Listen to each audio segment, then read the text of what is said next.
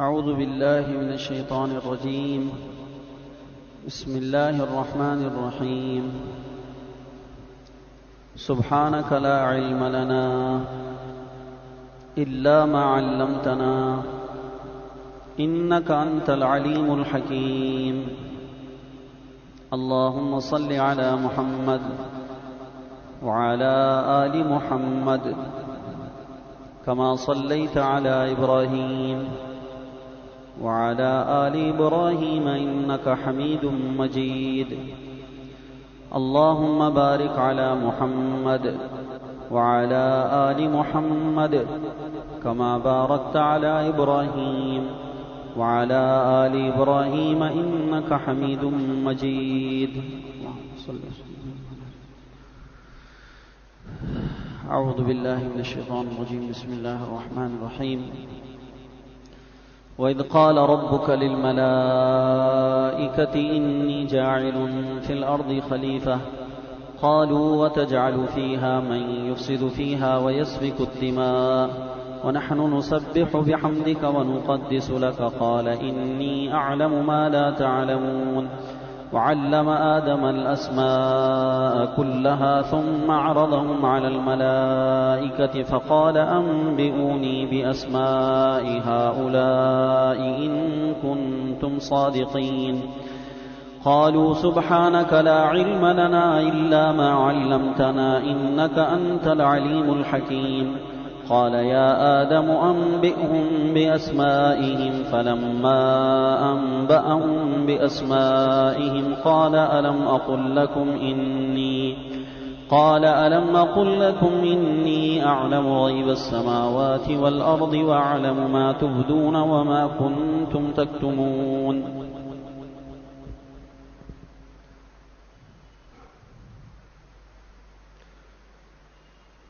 وَإِذْ قَالَ رَبُّكَ لِلْمَلَائِكَةِ، اور جب کہا تیرے رب نے فرشتوں سے، انی جاعل فی الارض خلیفہ، کہ بے شک میں پیدا کرنے والا ہوں زمین میں خلیفہ، نائب. قالوا وتجعل فیہا من یفسد فیہا، فرشتوں نے عرض کیا کہ آپ پیدا فرمائیں گے زمین میں جو اس میں فساد کرے گا، وَيَسْفِكُ الدِّمَاءَ، اور خونوں کو بہائے گا، وَنَحْنُ نُسَبِّحُ بِحَمْدِكَ وَنُقَدِّسُ لَكَ، اور ہم آپ کی تسبیح بیان کرتے ہیں جو حمد کے ساتھ ملی ہوئی ہوتی ہے. قَالَ إِنِّي أَعْلَمُ مَا لَا تَعْلَمُونَ،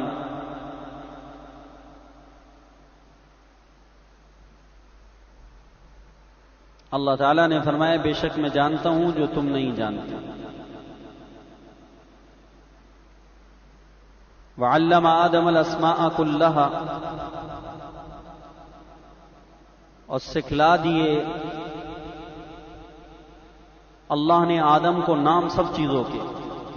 ثم عرضهم على الملائکہ، پھر سامنے کیا ان سب چیزوں کو فرشتوں کے.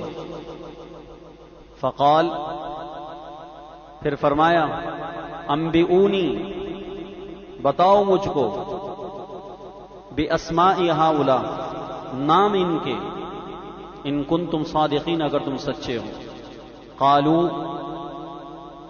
تو فرشتے بولے، فرشتوں نے کہا سبحانک، پاک ہے تو، لا علم لنا، ہم کو معلوم نہیں، الا ما علمتنا، مگر جتنا تو نے ہم کو سکھلایا.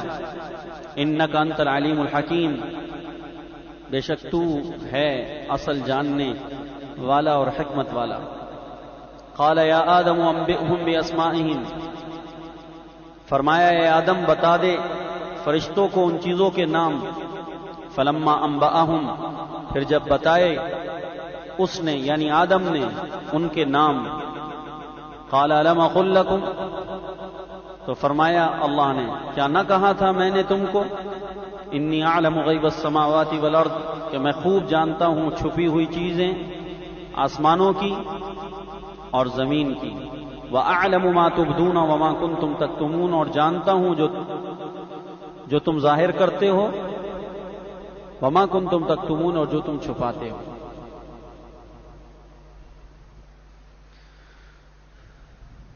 اللہ سبحانہ و تعالیٰ نے حضرت آدم علیہ الصلاۃ والسلام کی تخلیق کا ارادہ فرمایا، مشورے کی شکل بنائی گئی، تعلیم مشورہ دینے کے لیے، امت کو مشورے کی تعلیم دینا غرض مقصود، ورنہ اللہ کسی مشورے کا پابند اور محتاج نہیں۔ اللہ کے سامنے تمام چیزوں کی ہر چھوٹی بڑی باریکیاں واضح ہیں۔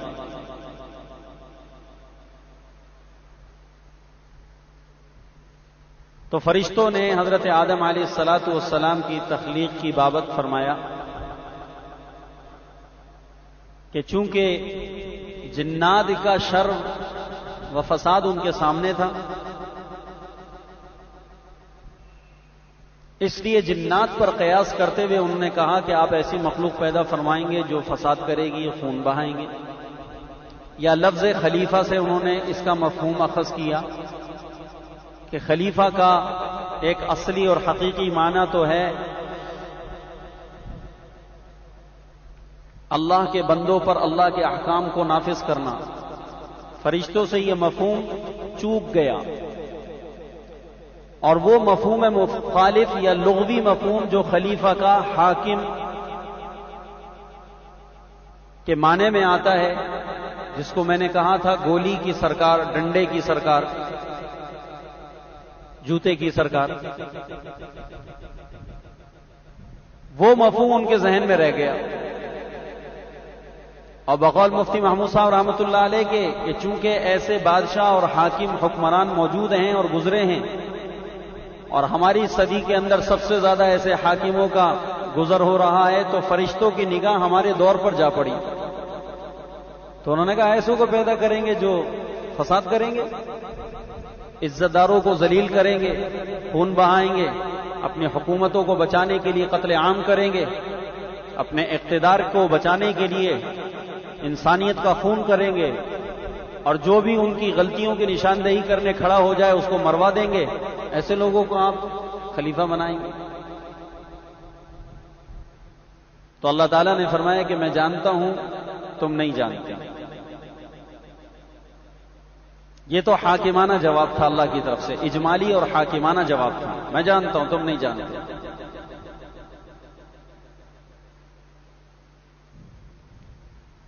اور حقیقت بھی یہی ہے کہ اللہ تعالیٰ کے بھیدوں کو، اللہ کی حکمتوں کو اللہ کے سوا کوئی نہیں جان سکتا۔ اللہ ظاہر کے اندر ایک شر کی شکل ہے، خدا اس سے کیا خیر پیدا کر دے کس کو کیا پتہ ہے، اور ایک ظاہر میں خیر کی شکل ہے، اس سے شر کو پیدا کر دے کس کو کیا پتہ ہے۔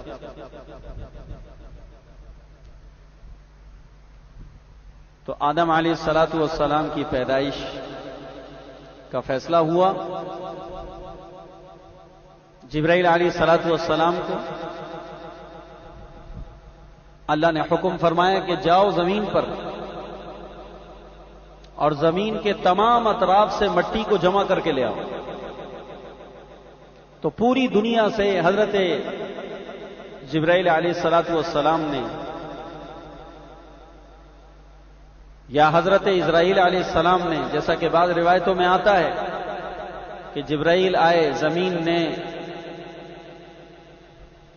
حضرت جبرائیل علیہ السلام سے معذرت کی مٹی لے جانے پر، پھر میکائیل آئے، اسرافیل آئے، اسرائیل علیہ السلام بہرحال لے گئے۔ بہرحال کوئی بھی مقرب فرشتہ زمین سے مٹی کو جمع کر کر لے گیا، اور اللہ نے حکم فرمایا کہ پوری دنیا کی تمام زمینوں سے مٹی کو لینا ہے۔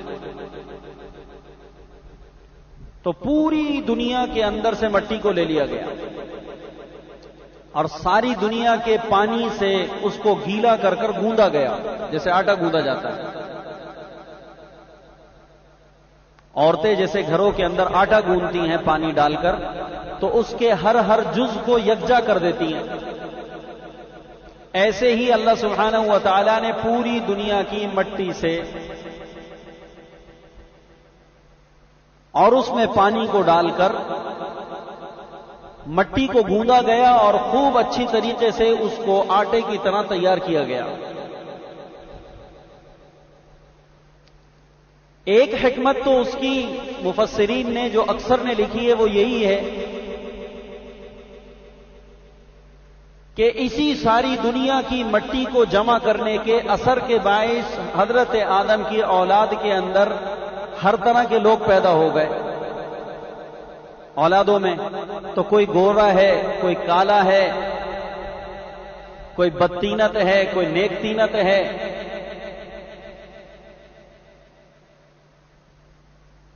کوئی شرری ہے، کسی کے اخلاق عمدہ ہیں، کسی کے اخلاق رذیلہ ہیں، کوئی غصے کا تیز ہے، کسی کی طبیعت میں جمال ہے، کسی کی طبیعت میں جلال ہے، کسی کی طبیعت میں میٹھا پن ہے، کسی کی طبیعت میں نمکین پنا ہے. کہ یہ ساری صفات اللہ تعالیٰ نے مٹی کے اندر رکھی ہوئی ہیں. تو اس صفات کا عکس انسانوں کے اندر آ گیا، اور یہ آنے کی وجہ ساری دنیا کی مٹی کو جمع کر کے اس کے خمیر سے آدم علیہ السلام کا جثہ مبارک تیار کرنا تھا. تو یہ تو تشریح وہ ہے جو عام مفسرین نے لکھی ہے. لیکن حضرت قاضی ثناء اللہ پانی پتی رحمۃ اللہ علیہ نے جو اس کے اندر توجیہ فرمائی ہے وہ بڑی شاندار ہے. وہ فرماتے ہیں کہ محترم، یہ غرض بھی اپنی جگہ تھی، اس کا انکار نہیں، لیکن اس ناچیز کی رائے اس بارے میں یہ ہے کہ اللہ نے ساری دنیا کی مٹی کو جمع کر کر جو حضرت آدم علیہ السلام کا جثہ مبارک تیار کیا، اس سے مقصود ساری دنیا کی مٹیوں کی استعداد انسان میں رکھنا تھا. ہر طرح کی استعداد اس حضرت انسان میں پیدا ہو جائے. پوری دنیا کے اندر جو زمین ہے، زمین کے مختلف ٹکڑوں کے اندر مختلف استعدادیں اللہ تعالیٰ نے پیدا فرمائی ہیں. تو حضرت قاضی ثناء اللہ پانی پتی رحمہ اللہ کی رائے یہ ہے کہ پوری دنیا کی مٹی کو جمع کرنے سے مقصد اور غرض ایک یہ بھی تھی کہ اللہ حضرت انسان کے اندر ہر طرح کی استعداد کو رکھنا چاہتا تھا. تو زمین کے ہر طرف سے مٹی کو لے لیا گیا اور ہر طرح کی استعداد خدائے عز و جل نے اس انسان کے اندر پیدا کر دی. چنانچہ جب آدم علیہ السلام کی ذریت کا سلسلہ شروع ہوا تو اولاد آدم کے اندر آپ کو ہر طرح کی استعداد کے لوگ ملیں گے. کوئی دنیاوی استعداد کے اندر ہے، کوئی دینی استعداد کے اندر ہے، کسی کے اندر کوئی اللہ نے خوبی رکھی ہے، کسی میں کوئی استعداد رکھی ہے، کسی میں کوئی استعداد رکھی ہے. تو یہ وہ اس مٹی کا اور خمیر کا اثر ہے جو اللہ نے حضرت آدم علیہ السلام کے اندر رکھ دیا تھا. اب مٹی کو گوندا گیا اور اس کے بعد مٹی گیلی تھی،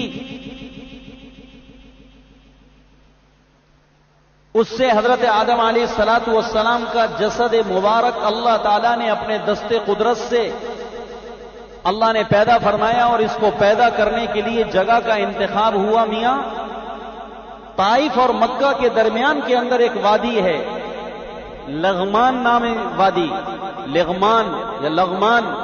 اس وادی کے اندر اللہ نے حضرت آدم علیہ السلام کا جثہ مبارک تیار کیا اور جسم کو تیار کرنے کے لیے مکہ اور طائف کے درمیان کی وادی کا انتخاب ہوا.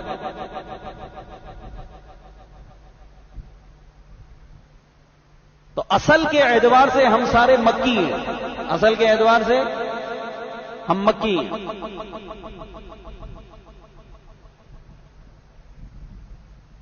اس پاکیزہ سرزمین میں پیدا کر کے اللہ نے چھوڑ دیا اور بتیرے زمانے تک حضرت آدم علیہ السلام کا جثہ مبارک اسی طرح زمین کے اوپر پڑا رہا، اس میں روح نہیں پھونکی گئی.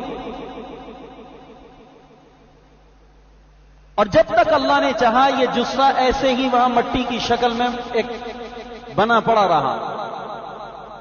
فرشتے آتے اس کو دیکھتے، چاروں طرف سے دیکھ کر حیران ہوتے اور ایک عجیب سی خلقت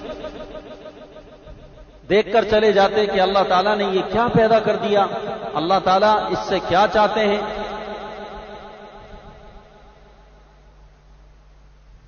شیطان ابھی آتا اور چکر لگا کر دیکھ کر چلا جاتا. ایک مرتبہ شیطان منہ کے راستے سے حضرت آدم علیہ السلام کے جسم میں گھس گیا اور گھسنے کے بعد اس نے اندر کا سارا نظام دیکھا اور دیکھنے کے بعد پیٹ کو دیکھا کہ اندر سے خالی ہے، اس میں کچھ بھی نہیں. اور منہ کے راستے سے داخل ہوا اور نیچے سے نکل گیا، اور باہر آنے کے بعد فرشتوں سے کہنے لگا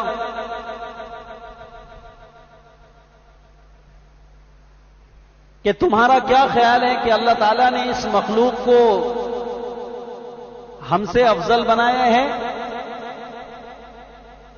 اور اگر اللہ تعالیٰ نے اس مخلوق کو ہم سے افضل بنایا اور اللہ تعالیٰ نے اس کی تابعداری کا حکم دیا تو تمہاری کیا رائے ہے کہ اس کی تابعداری کرو گے؟ تو تمام فرشتوں نے بیک وقت یک زباں ہو کے کہا کہ ہاں، اگر ہمارے رب نے اس مخلوق کی تابعداری کا ہمیں حکم دیا تو ہم اپنے پروردگار کے حکم کو بجاوری کریں گے اور ہم اس مخلوق کی تابعداری کریں گے۔ تو شیطان وہاں پر اپنی رائے کا اظہار نہ کر سکا کہ سب نے کہا کہ تابعداری کریں گے، تو دل ہی دل میں کہنے لگا کہ اگر اللہ تعالیٰ نے اس مخلوق پر مجھے مسلط کر دیا تو اس مخلوق کو میں چھوڑوں گا نہیں، اور اگر اللہ تعالیٰ نے اس مخلوق کو مجھ پر مسلط کر دیا، اس آدم کو اگر مجھ پر مسلط کر دیا تو میں اس کی سرکشی کروں گا، اس کی بات کو نہیں مانوں گا، اس کی مخالفت کروں گا۔ یہ بات دل ہی دل کے اندر وہ چھپاتا رہا، جس کو اللہ تعالیٰ نے اس آیت میں کہا کہ وَأَعْلَمُ مَا تُبْدُونَ وَمَا كُنْتُمْ تَكْتُمُونَ، میں جانتا ہوں جس کو تم چھپاتے ہو اور جس کو تم ظاہر کرتے ہو۔ تو فرشتوں نے ظاہر کیا کہ ہم یہ تابعداری کریں گے، اور شیطان نے دل ہی دل میں اس کو چھپایا رائے کو کہ اگر خدا نے مجھے اس کے اوپر تسلط دے دیا تو میں اس کو چھوڑوں گا نہیں، اور اگر آدم کو تسلط دیا تو میں اس سے سرکشی کروں گا، اس کی بات کو نہیں مانوں گا۔ تو اس کی طرف اللہ تعالیٰ نے اشارہ فرمایا۔ تو فرشتوں سے کہنے لگا کہ یہ اندر سے خالی ہے، اور جو چیز اندر سے خالی ہوا کرتی ہے اس کے اندر بقا و دوام نہیں ہوا کرتا۔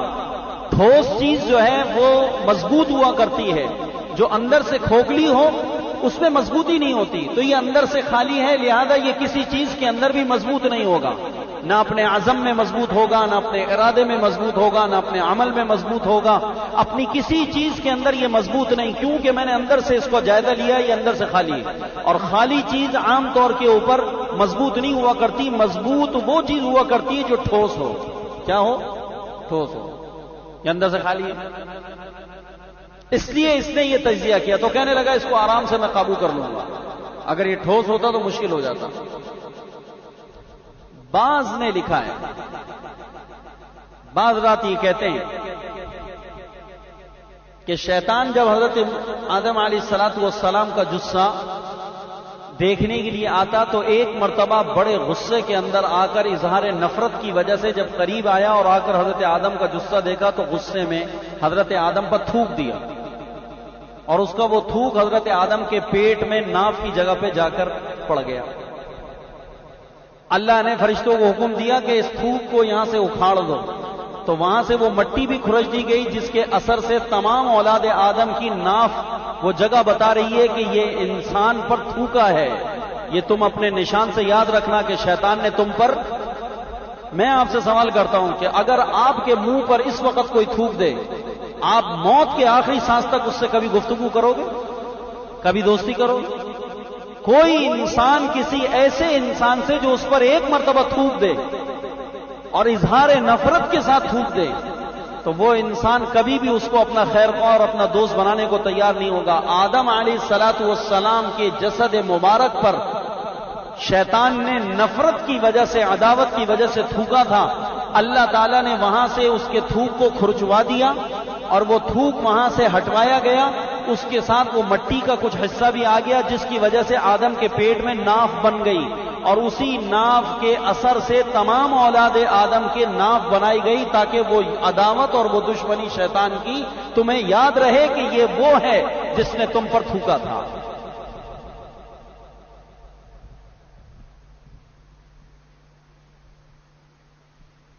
پھر اس کو کھرچ کر اس مٹی کو جو پھینکا گیا تو اللہ نے اس سے کتا بنا دیا، اور شیطان کے تھوک سے اور آدم کی مٹی سے کیا بن گیا؟ کتا بن گیا۔ اس لیے کتے میں شیطانی صفتیں بھی بہت ہیں اور انسان کے ساتھ بھی اس کو کافی مماثلت ملتی ہے۔ انسان کے ساتھ بھی کافی اس کو آپ دیکھیں کہ کتے میں کچھ صفات ایسی موجود ہیں کہ اگر آدم میں وہ صفات آ جائیں انسان کامیاب ہو جائے. کتے میں اللہ نے وہ صفات رکھی ہیں کہ اگر وہ صفات آدم کا بچہ اپنا لے تو اللہ تعالیٰ انسان کے بچے کو کامیاب کر دیں، کامیاب ہو جائے. مثلا کتے کے اندر ایک بڑی صفت ہے مالک کے ساتھ وفاداری. کتا مالک کا وفادار ہوتا ہے. تو اگر یہ انسان اپنے مالک کا، حقیقی مالک کا وفادار ہو جائے تو بولو کامیاب ہوگا کہ نہ؟ کامیاب ہو جائے. کتے میں میاں ایک صفت یہ ہے کہ کتا ساری رات جاگتا ہے اپنے مالک کو سکون دینے کے لیے اور پوری رات جاگ کے گزارتا ہے. تو اگر آدم کا بچہ راتوں میں جاگنے کا عادی ہو جائے تو جنت کے وہ درجات جو راتوں میں بستروں سے دور رہ کر رب کے آگے کھڑے ہو کر رونے دھونے والے ہیں وہ مقام مل جائے گا نہیں مل جائے گا؟ کتا رات میں نہیں سوتا، چوکیداری کرتا ہے، اپنے مالک کی حفاظت کرتا ہے.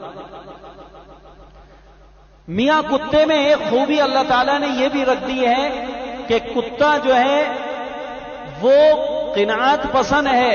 اگر اس کا مالک اس کو بھوک کی حالت میں ہڈی بھی دے دیتا ہے تو وہ ہڈی پر بھی راضی ہو کر مالک کے آگے دم ہلانے لگتا ہے. مرغم غذا ضروری نہیں ہے. اگر کتے کو کیا ڈال دو؟ ہڈی ڈال دو. تو ہڈی کھانے کے بعد بھی کتے کے اندر ایک خوبی یہ ہے کہ کتا ہڈی کھا کے بھی مالک کی وفاداری کرتا ہے. کتا کبھی شکایت نہیں کرتا. میاں کتے کے اندر ایک خوبی یہ بھی ہے کہ کتا بڑا باصبر قسم کا جانور ہے. اس کے اندر صبر بہت ہے. کتے کے اندر صبر بہت ہے. اگر کتے کو کئی وقت کی روٹی نہ بھی دی جائے تب بھی مالک کے در کو چھوڑ کے جاتا نہیں ہے. مالک کے در کو چھوڑ کر کئی وقت کا کتے کو فاقہ کرا لو لیکن کتا مالک کے در کو نہیں چھوڑے گا. کئی وقت کے بعد بھی اگر کتے کو روٹی دے دو تو وہ مالک سے اس روٹی پر راضی اور خوش ہو جاتا ہے، چاہے روکھی سوکھی کیوں نہ دی ہو.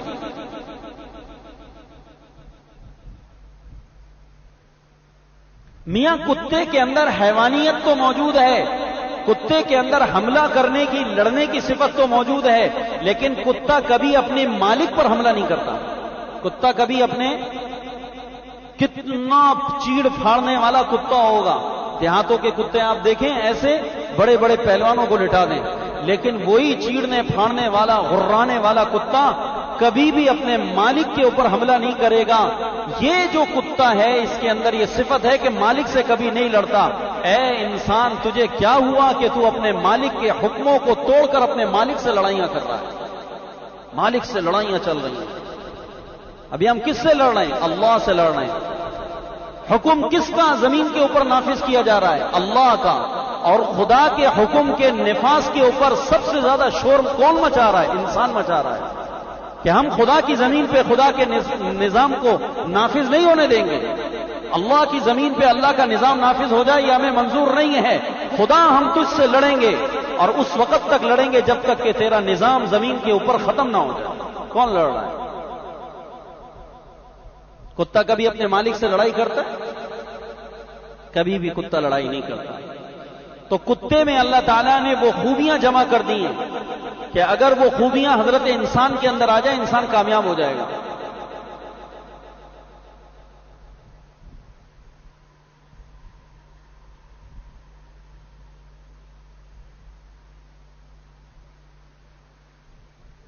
تو وہاں سے کتا بن گیا. اور اس کے اندر شیطانیت بھی بہت ہے، اس لیے حضور صلی اللہ علیہ وسلم نے کتے کو پالنے سے منع فرمایا، کیونکہ شیطان کا تھوک بھی لگا ہوا ہے. اس لیے شیطان کے تھوک کی وجہ سے یہ کیا ہو گیا؟ نجس. کیا ہو گیا؟ نجس ہو گیا، ناپاک ہو گیا. تو آدم علیہ الصلوۃ والسلام کے جسم مبارک کو تیار کر کے چھوڑ دیا گیا. شیطان نے اپنی نفرت کا اظہار کیا. اللہ کی شان یہ کہ آدم علیہ الصلوۃ والسلام کے جسد مبارک کو پیدا کرنے کے لیے مٹی کو جمع کر کے جب جسد خاکی تیار کیا گیا تو تھوڑی سی مٹی بچ گئی. جب وہ مٹی بچ گئی تو آدم کے جثے سے بچی ہوئی مٹی سے اللہ تعالیٰ نے کھجور کا، انار کا اور انگور کے درخت کو پیدا کر دیا. اس لیے انسان کے لیے سب سے زیادہ مفید ترین پھل یہ تین ہیں: کھجور، انار اور انگور. یہ حضرت آدم علیہ السلام کی بچی ہوئی مٹی کے پیدا شدہ ہیں میاں.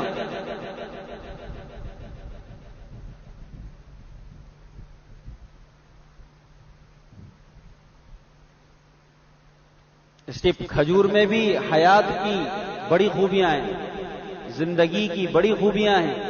انگور اور انار کے اندر بھی اللہ تعالیٰ نے بڑی خوبیاں رکھی ہیں. صاحب مظاہر حق نے یہ بات لکھی ہے، مشکات المصابیح کی جو شرح ہے. تو آدم علیہ الصلوۃ والسلام کا پھر اللہ نے ارادہ فرمایا کہ آدم علیہ الصلوۃ والسلام کے جسم مبارک میں اللہ اپنی روح کو پھونکیں. تو اللہ تعالیٰ نے حضرت آدم علیہ السلام کے جسم مبارک میں اپنی روح کو پھونکا. تو سب سے پہلے روح کو اللہ تعالیٰ نے سر کی طرف سے پھونکا ہے. سب سے پہلے روح سر میں داخل ہوئی. تو جیسے سر میں داخل ہوئی تو ایک دم آنکھیں چمکنے لگی، آنکھوں میں دید پیدا ہو گیا، آنکھوں میں روشنائی آ گئی. تو آنکھیں دیکھنے لگی، آنکھوں میں دیکھنے کی صلاحیت پیدا ہو گئی. ابھی نیچے کا دھڑ مفلوج، سر کے اندر روشنی آ گئی. جیسا کہ کسی بٹن کے ذریعے سے بجلی کا کنیکشن کچھ بلبوں سے کر دیا جائے تو جیسے ہی بٹن دبا کر اس میں کرنٹ پہنچے گا تو بلب روشن ہو جائیں گے. تو حضرت آدم علیہ السلام کی آنکھ مبارک چمکنے لگی اور آنکھوں سے حضرت آدم علیہ السلام دیکھنے لگے. پھر وہ روح اللہ تعالیٰ نے سر مبارک سے اتار کر حضرت آدم کے پیٹ میں پہنچائی. تو جیسے ہی پیٹ کے اندر پہنچائی حضرت آدم کو بھوک لگنے لگی. ابھی تک بھوک سے خالی تھے، روح آتے ہی پیٹ میں کیا لگ گئی؟ بھوک لگ گئی. تو جیسے ہی بھوک لگ گئی تو حضرت آدم علیہ السلام کھانے کی طرف دوڑے اور کھانے کی طرف لپکے. اس لیے اللہ نے کہا انسان جلد باز پیدا کیا گیا. انسان ابھی جسم میں تو جان نہیں تھی، بھوک لگنا شروع ہو گئی تو کھانے کی طرف متوجہ ہوئے حضرت. پھر اللہ تعالیٰ نے اس روح کو آگے بڑھا کر حضرت کی ٹانگوں تک میں، پیروں تک میں پہنچا دیا. تو حضرت آدم علیہ الصلوۃ والسلام چلنے پھرنے کے قابل ہو گئے. اب فرشتے یہ سارا شاہکار، یہ سارا کا سارا نظام دیکھ رہے کہ اللہ پاک نے ایسے حضرت آدم کو اپنے ہاتھ سے پیدا فرمایا اور پیدا کرنے کے بعد دست قدرت سے پیدا فرما کر اللہ تعالیٰ نے اپنی روح کو پھونک دیا. اور اللہ تعالیٰ نے حضرت آدم کی پیدائش سے پہلے فرشتوں کو بتایا کہ میں اس کو اپنا نائب بنا رہا ہوں، اس کو میں خلیفہ بنا رہا ہوں. بعض علماء مفسرین کا یہ کہنا ہے کہ چونکہ اللہ پاک نیابت سے پاک ہے، اللہ کا کوئی نائب نہیں ہے، تو یہاں پر خلیفہ بمانے نائب کے یہ اس معنی کے اندر ہے کہ نائب اس کو کہتے ہیں جو اپنے سے پہلے آنے والوں کے بعد آئے، جو اپنوں سے پہلے آنے والوں کے بعد آئے وہ نائب ہے. تو چونکہ اللہ نے حضرت آدم کی پیدائش سے پہلے فرشتوں کو، جنات کو پیدا کر دیا تھا، تو حضرت آدم جو نائب ہیں وہ فرشتوں کے اور جنات کے ہیں، اس مخلوق کے نائب بن کر آئے. اور اگر اللہ تعالیٰ کی نیابت تو اس سے مراد اللہ تعالیٰ کا شریک ہونا نہیں ہے. اللہ تعالیٰ کی نیابت سے مراد احکام کی تنفیذ ہے کہ اللہ کے احکامات کو زمین پر نافذ کرنے کے معنی کے اعتبار سے نائب کہہ دیا گیا. وگرنہ اصل نیابت حضرت آدم علیہ الصلوۃ والسلام کی جو ہے وہ اس مخلوق کی ہے جو ان سے پہلے پیدا کر دی گئی تھی. یہ ان کے بعد آئے اور جو بعد میں آتا ہے وہ نائب ہوتا ہے، بعد میں آنے والا نائب ہوا کرتا ہے. تو اللہ تعالیٰ نے حضرت آدم علیہ الصلوۃ والسلام کو ان کو حضرت آدم علیہ السلام خلیفہ بنایا. میاں حضرت آدم علیہ الصلوۃ والسلام کو اللہ تعالیٰ نے جو حیات عطا فرمائی تو پیدا کرنے کے بعد اللہ تعالیٰ نے حضرت آدم علیہ الصلوۃ والسلام کو 1000 سال کی مدت عطا فرمائی تھی. حضرت آدم کی کل عمر کے بارے میں مفسرین نے لکھا ہے کہ 1000 برس تھی. 1000 سال حضرت آدم علیہ الصلوۃ والسلام کی عمر مبارک تھی. انتقال سے قبل حضرت آدم نے اپنی صلبی اور اپنی ذاتی اولاد کو دیکھا، اور جتنی اولاد حضرت آدم علیہ السلام نے اپنی ذاتی دیکھی تھی اس کی تعداد 1 لاکھ ہے. حضرت آدم کے زمانے میں 1 لاکھ بچے بچیاں پیدا ہوئے تھے. آدم علیہ السلام کی اولاد در اولاد، اولاد در اولاد، در اولاد در اولاد. تو حضرت آدم علیہ الصلوۃ والسلام کی حیات میں آدم علیہ السلام کی اولاد میں کل کتنی تعداد پیدا ہو گئی تھی؟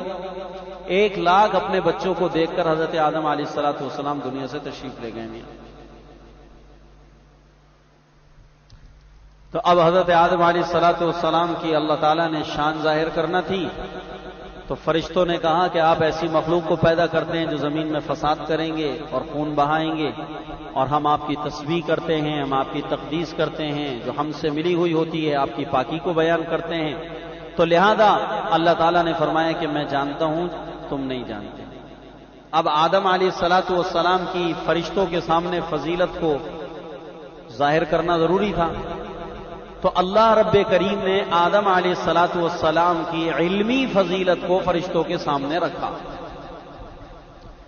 کہ آدم علیہ الصلوۃ والسلام کو اللہ رب کریم نے سب سے پہلے پیدائش کے بعد حضرت آدم علیہ الصلوۃ والسلام کو اللہ تعالیٰ نے علم سے نوازا، اپنے اسماء کا علم عطا فرمایا، شؤون قدرت، اسماء الصفات کا علم اللہ تعالیٰ نے حضرت آدم علیہ الصلوۃ والسلام کو عطا فرمایا، جس کو قرآن نے کہا وَعَلَّمَ آدَمَ الْأَسْمَاءَ كُلَّهَا، اور سکھلا دیے اللہ نے آدم کو نام سب چیزوں کے۔ تو سب چیزوں کے نام سے مراد اللہ تعالیٰ کے اسماء صفات ہیں، اور سب چیزوں کے نام سے مراد وہ تمام کے تمام ضروریات، ضروری اشیاء کے نام ہیں جو ایک انسان کو بحیثیت انسان ہونے کے دنیا کے اندر پیش آ سکتی تھی، ضرورت پڑ سکتی تھی، حتیٰ کہ اس کے اندر گلاس، چمچا، چھری، کانٹا، چپل، جوتا، لاٹھی، موزہ، رومال، ٹوپی، عمامہ، روٹی پکانے کا توا،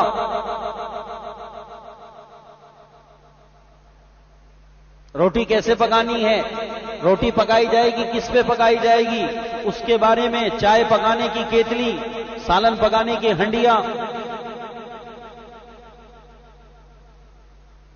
تو ان تمام کی تمام چیزوں کے جو اشیاء ضروریات تھے جس سے انسان کی زندگی کا تعلق تھا، وہ سب کا سب اللہ تعالیٰ نے حضرت آدم علیہ الصلوۃ والسلام کو سکھلائے۔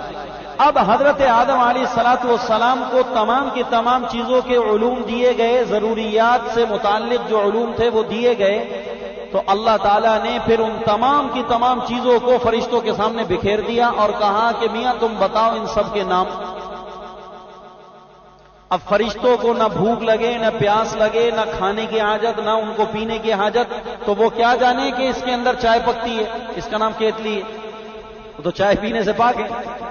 وہ تو پٹھان بھائی بتائے گا کہ اس کا نام کیتلی ہے، اس میں ہم کاوا بناتے ہیں اور دن میں 10 مرتبہ ہم اس کیتلی کو بھر کر پیتے ہیں، اور اس کا نام تھرماس ہے، اس کے اندر ہم چائے کو محفوظ کرتے ہیں اور اس کے اندر چائے بھر کر ہم پیتے ہیں، یہ ہمارے کام کی چیزیں ہیں۔ اور یہ جناب توا ہے، یہ جناب چمٹا ہے، اور یہ چمچا ہے، اور یہ ہنڈیا ہے۔ فرشتے بیچارے کیا جانے کہ ہنڈیا کیا ہوتی ہے اور توا کیا ہوتا ہے اور تندور کیا ہوتا ہے اور ہنڈیا کیا ہوتی ہے، وہ تو ساری چیزوں سے پاک ہیں۔ تو اللہ نے ان تمام کی تمام چیزوں کو ان کے سامنے کر کے کہا فرشتوں سے کہ بتاؤ ان کے نام۔ اب وہ بیچارے بتانے سے عاجز ہو گئے، تو اللہ تعالیٰ نے حضرت آدم سے کہا کہ آدم تم بتاؤ، آپ بتائیے نام ان چیزوں کے۔ تو حضرت آدم علیہ الصلوۃ والسلام کی فطرت میں، جبلت میں اللہ تعالیٰ نے ان تمام کی تمام چیزوں کا علم رکھا تھا فطرت کے اندر، کیونکہ یہ ساری چیزیں آدم نے ہی استعمال کرنی ہے، اس لیے کہ آدم کو اللہ تعالیٰ نے جو بنایا کل کتنی قوتوں سے بنایا؟ 3 قوتوں سے بنایا، قوت عقلیہ، قوت شہوانیہ اور قوت غضبیہ۔ یہ تینوں قوتیں انسان کو اس پر آمادہ کرتی ہیں کہ وہ تمام کی تمام چیزوں کا علم اپنے پاس رکھے۔ تو حضرت آدم علیہ السلام نے کہا یہ توا ہے، یہ چمچا ہے، یہ کیتلی ہے، اور یہ روٹی ہے، یہ سالن ہے، یہ کیلا ہے، یہ انار ہے، یہ سیب ہے، یہ انگور ہے، ساری کی ساری چیزوں کے نام بتائے۔ اور بعض مفسرین نے کہا کہ حضرت آدم علیہ السلام کو اللہ تعالیٰ نے یہ تمام چیزوں کے نام بھی سکھائے اور مختلف لغات بھی سکھائیں، اور ہر لغت کے اندر اس چیز کا نام بھی بتاتے رہے۔ مثلا ایک روٹی ہے نا، تو اس کو اردو میں کہتے ہیں روٹی، عربی میں کہتے ہیں خبز، عربی میں کیا کہتے ہیں؟ خبز۔ پنجابی میں کہتے ہیں ٹکر، کیا کہتے ہیں؟ ٹکر۔ اور پشتون زبان میں کہتے ہیں، پختون میں کہتے ہیں ڈوڈائی، کیا کہتے ہیں؟ تو اللہ تعالیٰ نے ایک روٹی رکھ دی، اور روٹی رکھنے کے بعد اللہ تعالیٰ نے فرشتوں سے کہا کہ اس کا نام بتاؤ۔ تو فرشتوں نے کہا یہ خبز ہے، یہ روٹی ہے، یہ ٹکر ہے، لیکن فرشتے ڈوڈئی نہیں بتا سکے. کہ ڈوڈئی کا لفظ جو ہے نا یہ فرشتے نہیں بتا سکے، لیکن روٹی خبز بتا دی. تو اللہ نے حضرت آدم سے کہا کہ بتاؤ یہ کیا ہے؟ انہوں نے کہا باری تعالیٰ یہ روٹی ہے، یہ خبز ہے، یہ ٹکر ہے، اور یہ ڈوڈئی ہے، یہ ڈوڈئی ہے. تو اللہ نے کہا دیکھو آدم علیہ الصلوۃ والسلام کا علم فرشتوں کے علم پر بڑھ گیا. تو اللہ نے حضرت آدم علیہ الصلوۃ والسلام کو علم کی وجہ سے فضیلت دی ہے. یاد رکھیے کہ فرشتے تسبیح و تحلیل میں ہم سے زیادہ ہیں، لیکن علم کے اندر فرشتے انسان سے نیچے ہیں. انسانوں کا علم فرشتوں کے علم سے بڑا ہوا ہے. اچھا پھر علم کے لیے میاں علم کے لیے استعداد کی ضرورت ہے، اور وہ استعداد اللہ نے حضرت انسان کے اندر رکھی ہے، وہ استعداد اللہ نے فرشتوں کے اندر نہیں رکھی. ایک علم ہے سب کے سامنے بیان کیا جاتا ہے، بعض اس کو محفوظ کر لیتے ہیں اور بعض کو سمجھ میں بھی نہیں آتا. ایک علم ہے اس کو بعض محفوظ کر لیتے ہیں اور بعض کے. تو اللہ تعالیٰ نے یہ جو حضرت آدم علیہ السلام کو تمام چیزوں کے نام سکھائے تو یہ بند کمرے میں الگ سے نہیں سکھائے تھے، بلکہ فرشتوں کے سامنے ہی یہ سارے علوم سکھائے گئے تھے. لیکن چونکہ بتائے فرشتوں کے سامنے گئے، لیکن فرشتوں میں چونکہ اس کے حاصل کرنے کی اور اس کو محفوظ کرنے کی سمجھنے کی استعداد نہیں تھی، اس وجہ سے فرشتے اس کو محفوظ نہ کر سکے اور سمجھ نہ سکے. اور آدم علیہ السلام میں استعداد موجود تھی، اس لیے انہوں نے ساری چیزوں کو محفوظ کر لی. ہمارے مولانا کہنے لگے کہ ایک جگہ میں نے تقریر کے اندر کہا کہ اللہ نے آدم کو علم عطا فرمایا اور آدم کا علم فرشتوں کے علم سے بڑھ گیا. وہ علم جو حضرت آدم کے پاس ہے فرشتوں کے پاس بھی نہیں، لہذا آدم فرشتوں سے افضل ہیں. تو وہ بڑے حیران ہو گئے، وہ کہنے لگے کہ انہوں نے تو فرشتوں سے بھی آدم کو بڑھا دیا، یہ کیا بات ہوئی؟ تو مولانا فرمانے لگے کہ میں نے کہیں کتاب کے اندر پڑھا تھا تو وہ واقعہ میں نے سنا دیا کہ فرشتوں کے اندر چونکہ استعداد نہیں ان چیزوں کو حاصل کرنے کی اور اس کو محفوظ کرنے کی سمجھنے کی، آدم میں استعداد تھی، اس لیے آدم علم میں بڑھ گئے. اور یہ ہوتا ہے کہ ایک کلاس کے اندر بعض طلباء اس بات کو استاد کی محفوظ کر لیتے ہیں، تقریر سب کے سامنے ہوتی ہے لیکن بعض کو یاد ہو جاتی ہے، بعض کو یاد نہیں ہوتی. تو وہ کہنے لگے کہ مجھے اس پر ایک واقعہ یاد آ گیا تو سمجھانے کے لیے میں نے وہ واقعہ کہہ دیا، میں آپ کو سنا دیتا ہوں واقعہ. ایک دوست تھا، اس کے گھر کے پر گھوڑے اور گدھے پلے ہوئے تھے. اس نے اپنے دوسرے دوست کو جو بڑا ادیب تھا اس کو لکھا کہ یار میرے گھوڑوں کے لیے گدھوں کے لیے کچھ گھاس بھیج دو، گھاس بھوس کچھ گھوڑے اور گدھے کے لیے ہمارے پاس گھاس بھیج دو. اب وہ جو ادیب تھا اس نے اپنے دوست کو جواب لکھا، تو وہ جواب اس نے لکھا اور جواب کے اندر کہنے لگا ہمارے متبن میں اتنا طبن بھی نہیں، ہمارے متبن میں اتنا طبن بھی نہیں کہ اساطیر خانہ سقف خانہ میں آشیانہ بنا سکیں. چہ جائے کہ اخلا اوزا کے افیال و اخیال حمار اور بغال کے لیے بقدر قلیل مہیا کیا جا سکے. یہ جواب میں لکھ دیا. اب ساری اردو ہے جو میں نے آپ کو سنائی، سمجھ میں آیا کچھ؟ بعضوں کی سمجھ میں آ گیا ہوگا، بعضوں کی نہیں آیا. دوست نے دوست کو لکھا کہ میاں میرے گھوڑوں کے لیے گدھوں کے لیے تھوڑا سا گھاس پھوس بھیج دو. تو وہ جواب دینے والا ادیب تھا، اس نے جواب میں کہا کہ ہمارے متبن میں اتنا طبن بھی نہیں کہ اساطیر خانہ سقف خانہ میں آشیانہ بنا سکیں. چہ جائے کہ اخلا اوزا احبا کے افیال و افیال بغال و حمیر کے لیے بقدر قلیل مہیا کیا جا سکے. اب وہ اس کے بعد جب جواب آیا تو وہ الٹ پلٹ ہونے لگا، اچھلنے لگا کہ یہ کیا اس نے کہہ دیا، میں نے اس سے گھاس مانگی تھی، یہ کیا کہتا ہے. تو بات یہ ہے کہ بات تو واضح تھی لیکن اس کے اندر اس کو سمجھنے کی استعداد نہیں تھی. وہ کیا کہہ رہا تھا؟ اس نے اصل میں یہ کہا کہ بھائی ہمارے متبن میں اتنا طبن بھی نہیں، کا مطلب یہ ہے کہ میرے گھر میں اتنے گھاس پھوس بھی نہیں ہے کہ چڑیا ہمارے گھر کی گھاس پھوس کو لے کر گھر کی چھت میں گھونسلہ بنا سکے. ہمارے متبن میں اتنا طبن بھی نہیں کہ عصافیر خانہ سقف خانہ میں اشیاء نہ بنا سکے. میرے گھر میں تو اتنی گھاس پھوس بھی نہیں ہے کہ گھر کی چڑیاں وہاں سے اٹھا کر اپنا گھونسلہ بنا سکے. چے جائے کہ اخلا اوزا احبا کے افیال و اخیال بغال و حمیر کے لیے بقدر قلیل مہیا کیا جا سکے کہ ہمارے گھر میں اتنی گھاس نہیں ہے کہ چڑیا گھونسلہ بنا سکے کہ میں اپنے دوستوں اور احبا اور اقربا کے لیے اور ان کے گدھے گھوڑوں کے لیے اور ان کے ہاتھیوں کے لیے میں بقدر قلیل مہیا کر سکوں. میرے گھر پہ اتنی گھاس نہیں ہے. تو علم تو سب کے سامنے بیان ہوا لیکن ہر آدمی کے اندر اس کو لینے کی استعداد سمجھنے کی استعداد نہیں. اللہ تعالیٰ نے کہا وَعَلَّمَ آدَمَ الْأَسْمَاءَ كُلَّهَا. اللہ نے آدم کو سارے نام سکھا دیے. میاں یہ تعلیم جو ہوئی ہے یہ چھپ کر بند کمرے میں نہیں ہوئی بلکہ تمام فرشتوں کے سامنے اللہ نے آدم کو یہ کلمات سکھائے. آدم علیہ الصلوۃ والسلام کے اندر فطری استعداد تھی. جبلت کے اندر ان کے استعداد اللہ تعالیٰ نے علم کی رکھی تھی. وہ تمام کے تمام چیزوں کو سن کر ناموں کو سن کر یاد کر گئے اور سمجھ گئے. فرشتوں کے اندر وہ استعداد نہیں تھی تو فرشتے نہ سمجھ سکے جیسے ہماری سمجھ میں ابھی نہیں آیا.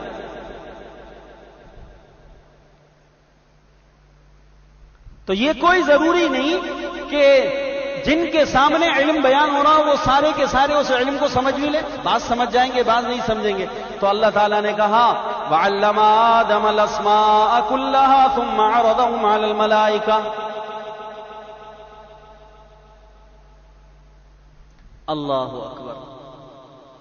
اور سکھلا دیے اللہ نے آدم کو نام سب چیزوں کے. اسی وجہ سے تعلیم کی نسبت آدم علیہ السلام کی طرف کی گئی کہ آدم علیہ السلام نے اس علم کو محفوظ کر لیا تھا. فرشتے محفوظ نہ کر سکے, ان کی سمجھ میں نہ آیا. سکھلا دیے اللہ نے آدم کو نام سب چیزوں کے. پھر سامنے کیا ان سب چیزوں کو فرشتوں کے. پھر فرمایا کہ بتاؤ مجھ کو نام ان کے اگر تم سچے ہو. تو آگے سے کیا کہنے لگے سبحانک لا علم لنا. اے اللہ تیری ذات پاک ہے ہمیں تو پتہ ہی نہیں, ہمیں پتہ ہی نہیں کہ کیا ہے. تو اللہ تعالیٰ نے حضرت آدم علیہ الصلوۃ والسلام سے کہا یا آدم انبئہم باسمائہم. آپ بتائیے, آئیے میدان میں. تو بھائی دیکھو آدم علیہ الصلوۃ والسلام کو اللہ تعالیٰ نے علم عطا فرمایا اور اس علم کی وجہ سے اللہ نے آدم کو فرشتوں پر فوقیت اور فضیلت عطا فرمائی. تو آدم کی فضیلت ملائکہ پر تسبیح و تہلیل کی وجہ سے نہیں ہے. آدم کی فضیلت فرشتوں کے اوپر علم کی وجہ سے ہے. اگر علم ہے تو ہماری فضیلت فرشتوں سے بڑھ رہی ہے, اور اگر ہم علم سے خالی ہیں, خالی تسبیح و تحلیل کے اوپر ہے, جیسا کہ بعض صوفیہ کا قول ہے کہ بس اللہ اللہ کرتے رہو اور اللہ اللہ کرنا ہی یہ انسان کی بڑی کامیابی ہے, اس کے علاوہ علم کو سیکھنے کی حاجت نہیں. اس لیے اللہ کے نبی علیہ الصلوۃ والسلام نے فرمایا کہ شیطان کے اوپر ایک عالم 1000 عابدوں سے بڑھ کر سخت ہے.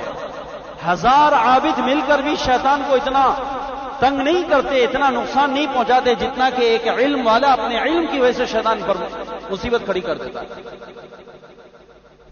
عالم کا سونا عابد کی ساری رات کی عبادت سے بڑھ کر ہے. وہ ساری رات عبادت کر کر وہ نفع نہیں کما سکتا جو ایک عالم اپنے تھوڑے سے مطالعے کے بعد اپنی رات میں آرام کو چلا جائے تو اللہ تعالیٰ اس عالم کو علم کی وجہ سے جو مقام عطا فرماتے ہیں. تو فرشتوں پر آدم علیہ السلام کو جو فضیلت ملی ہے وہ کس پر ملی؟ علم پر ملی ہے, تسبیح پر ملی, علم پر ملی. البتہ خالی علم کافی نہیں ہے. علم تو اصل میں وہی علم ہے جس کے اندر خشیت اور خوف خدا موجود ہو, جس میں اللہ کا ذکر موجود ہو, اللہ کی اطاعت موجود ہو. اگر علم کے ساتھ اطاعت نہیں ہے, تسبیح و تحلیل نہیں ہے, ذکر نہیں ہے, عبادت نہیں ہے, خشیت نہیں ہے, تو وہ علم برائے علم نام کے تو علم ہے, اللہ کے ہاں وہ علم شمار نہیں ہے. علم کے ساتھ تسبیح و تحلیل کا ہونا ضروری ہے, ذکر و عبادت کا ہونا ضروری ہے. لیکن میاں فرشتوں کے اوپر اگر انسان کو فضیلت ملی ہے تو وہ فرشتوں پر فضیلت علم کی وجہ سے ملی ہے, عبادت اور ذکر کی وجہ سے نہیں ملی. اس لیے علماء مفسرین نے لکھا ہے کہ فرشتے ذکر و عبادت کے اندر تو انسان سے آگے نکل گئے, لیکن علم کے اندر انسان فرشتوں سے آگے. اب حضرت آدم علیہ الصلوۃ والسلام کی اللہ تعالیٰ نے جب یہ شان اور یہ خوبی علم کی وجہ سے متعین کر دی تو سب سے پہلے اللہ تعالیٰ نے حضرت آدم علیہ الصلوۃ والسلام کو علم سکھایا. اب علم سکھایا تو یہ اللہ تعالیٰ نے جب حضرت آدم کو روح پھونک دی گئی، جسد تیار ہو گیا، آدم علیہ الصلوۃ والسلام کو اللہ رب العزت نے علم سکھایا، فرشتوں کے سامنے سارا کا سارا کلاس لگی اور اس کلاس کے اندر علم سکھایا گیا۔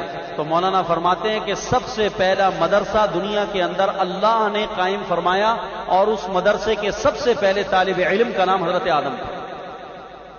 آسمانوں پر سب سے پہلا مدرسہ بنا ہے، اور اس مدرسے کے اندر سب سے پہلے طالب علم اور اس مدرسے کے اندر حضرت آدم علیہ الصلوۃ والسلام کے ساتھ فرشتے تھے۔ تو مدرسوں کا جو سلسلہ ہے وہ اس دور اور اس صدی کی ایجاد نہیں، جیسا کہ بدعتی کہتے ہیں، وہ بدعت کو چھپانے کے لیے اور وہ بدعتی اپنی بدعت پر ملمہ سازی کرنے کے لیے جب علماء ان کی بعض چیزوں کو یہ کہتے ہیں کہ یہ بدعت ہے اور یہ بدعت ہے، تو وہ جواب میں عوام کا ذہن خراب کرنے کے لیے کہتے ہیں کہ میاں اگر یہ ساری چیزیں بدعت ہیں تو یہ بتاؤ کہ یہ مدرسوں کا نظام بھی تو بدعت ہے۔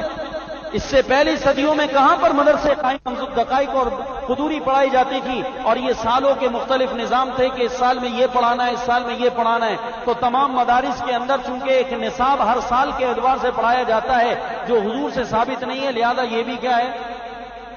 بدعت ہے۔ یہ بدعت کی تعریف کر کے ایسے عوام کو گمراہ کرنے کی کوشش کرتے ہیں کہ بدعت، اس کو بدعت قرار دے دیتے ہیں۔ سب سے پہلا مدرسہ آسمانوں پہ قائم ہوا ہے، حضرت آدم علیہ الصلوۃ والسلام اس کے طالب علم ہیں۔ سب سے پہلے طالب علم حضرت آدم ہیں۔ فرشتوں کے ساتھ حضرت آدم علیہ الصلوۃ والسلام کو تعلیم دی گئی، اور اس کے اندر اللہ تعالیٰ نے جب امتحان لیا تو سب سے پہلا امتحان بھی طالب علموں کا لینے والے اللہ ہیں، اور تمام کے تمام فرشتوں کے اندر حضرت آدم علیہ الصلوۃ والسلام کو اللہ تعالیٰ نے کامیاب فرمایا۔ اس امتحان میں علم کے اندر کامیاب حضرت آدم ہوئے۔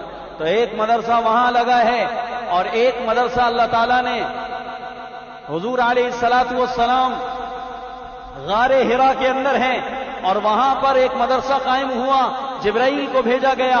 ایک مدرسہ ابو البشر کے سامنے ہے، ایک مدرسے میں ابو البشر ہیں اور ایک مدرسے میں سید البشر ہیں، وہاں پر بھی مدرسہ لگا ہے۔ وَعَلَّمَ آدَمَ الْأَسْمَاءَ كُلَّهَا، اللہ نے سکھائے آدم کو نام سب چیزوں کے۔ تو جس جگہ تعلیم دی جاتی ہے اس جگہ کا نام کیا ہوتا ہے؟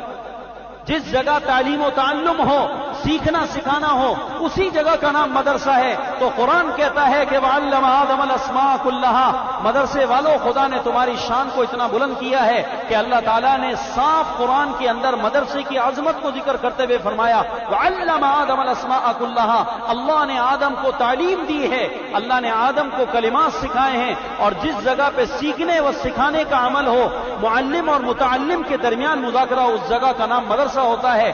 اس وقت یہ مسجد بھی ہے، مدرسہ بھی ہے، اس لیے کہ کوئی کہہ رہا ہے، کوئی اس کو سیکھ رہا ہے، یہ آپس کا تعلیم و تعلم کا ہمارا مذاکرہ ہے۔ اس لیے اس وقت یہ مسجد مدرسے کا بھی کام کر رہی ہے کہ یہاں پر درس قرآن ہو رہا ہے، اور اس درس کے اندر قرآن کو سیکھنے سکھانے کی کوشش کی جا رہی ہے کہ اللہ ہمیں قرآن کا فہم عطا فرما دے۔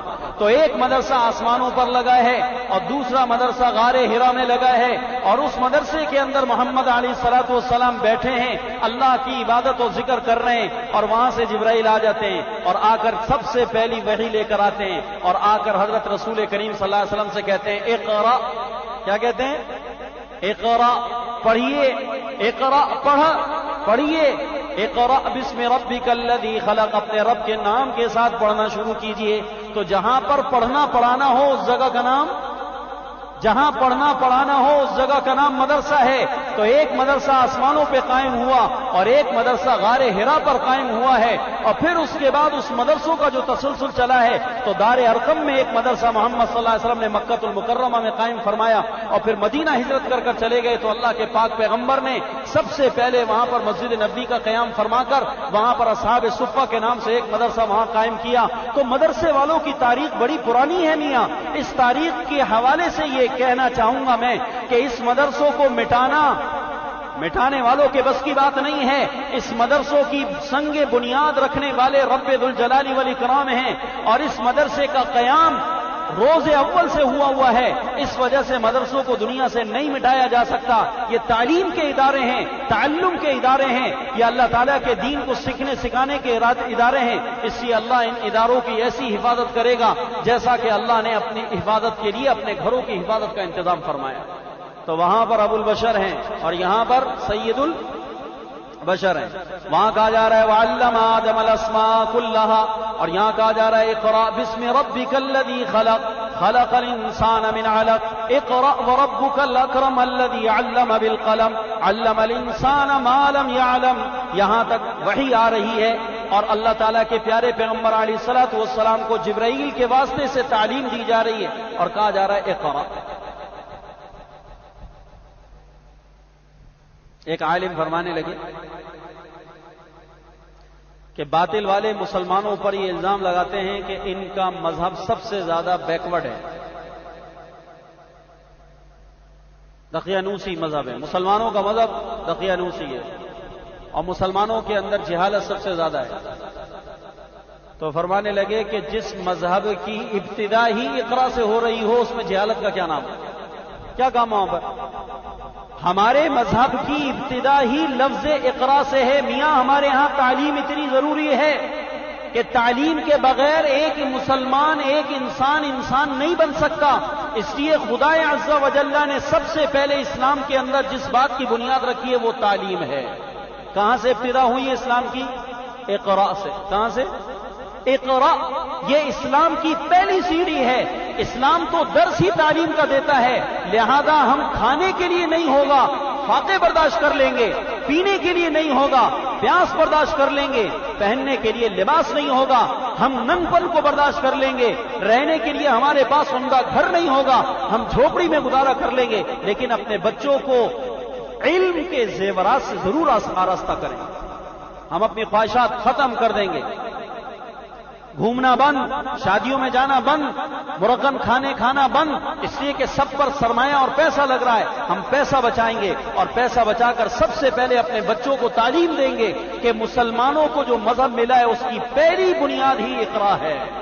اس لیے کسی مسلمان فیملی کے لیے اس کی اجازت نہیں کہ وہ اپنے بچوں کے کھانے اور پلانے اور ان کو لباس پہنانے کی ضروریات پر اس حد تک مشغول ہو جائے کہ اس کے پاس اپنے بچوں کو تعلیم دینے کے پیسے نہ ہوں. یہ نہیں ہونا چاہیے. تعلیم کے لیے پیسے بچا لیں چاہے اور ضروریات بچوں کی قربان ہو جائے. سب سے پہلی چیز تعلیم ہے.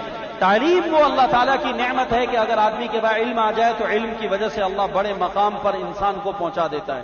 تو آدم علیہ الصلوۃ والسلام کو اللہ تعالیٰ نے یہ شان عطا فرمائی. آدم علیہ الصلوۃ والسلام کو علم کی وجہ سے جب شان مل گئی تو اب کیا ہوا؟ اللہ تعالیٰ نے مزید بنا آدم علیہ الصلوۃ والسلام کی عظمت کو فرشتوں کے دلوں میں بٹھانے کے لیے تمام فرشتوں کو کیا کہا کہ آدم کو سجدہ کر. اب تمام کے تمام فرشتے حضرت آدم علیہ الصلوۃ والسلام کو سجدہ کرنے کے لیے تیار ہوئے تو سار حکم آیا. دیکھو جی آگے دیکھو. وَإِذْ قُلْنَا لِلْمَلَائِكَةِ اسْجُدُوا لِآدَمَ فَسَجَدُوا إِلَّا إِبْلِيسَ أَبَى وَاسْتَكْبَرَ وَكَانَ مِنَ الْكَافِرِينَ. اور جب ہم نے حکم دیا فرشتوں کو کہ سجدہ کرو آدم کو تو سب سجدے میں گر پڑے مگر شیطان اس نے نہ مانا اور تکبر کیا اور تھا وہ کافروں میں سے. اللہ تعالیٰ نے حضرت آدم علیہ الصلوۃ والسلام کے لیے تمام فرشتوں کو کہا کہ تم سجدہ کرو. سارے فرشتوں نے حضرت آدم علیہ الصلوۃ والسلام کو سجدہ کیا.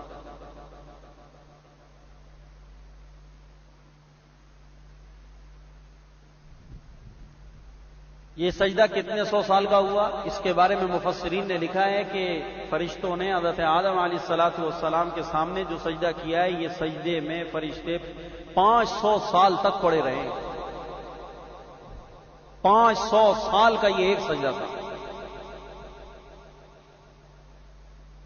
اور جیسے ہی فرشتوں کو سجدے کا حکم ملا تو سب سے پہلے سجدہ کرنے میں سبقت اسرافیل علیہ الصلوۃ والسلام نے فرمائی.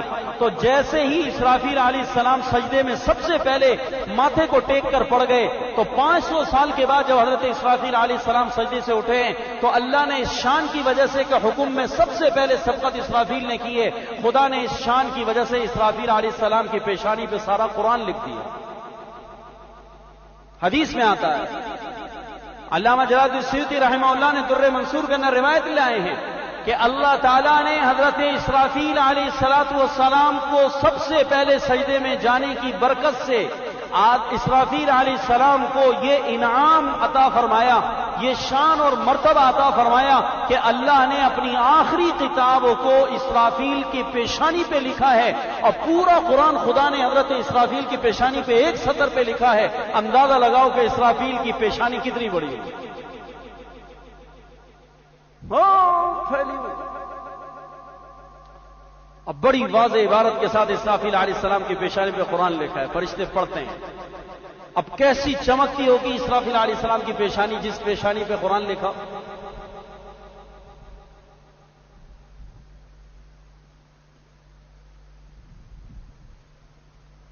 تو یہ کس کی برکت سے ہوا؟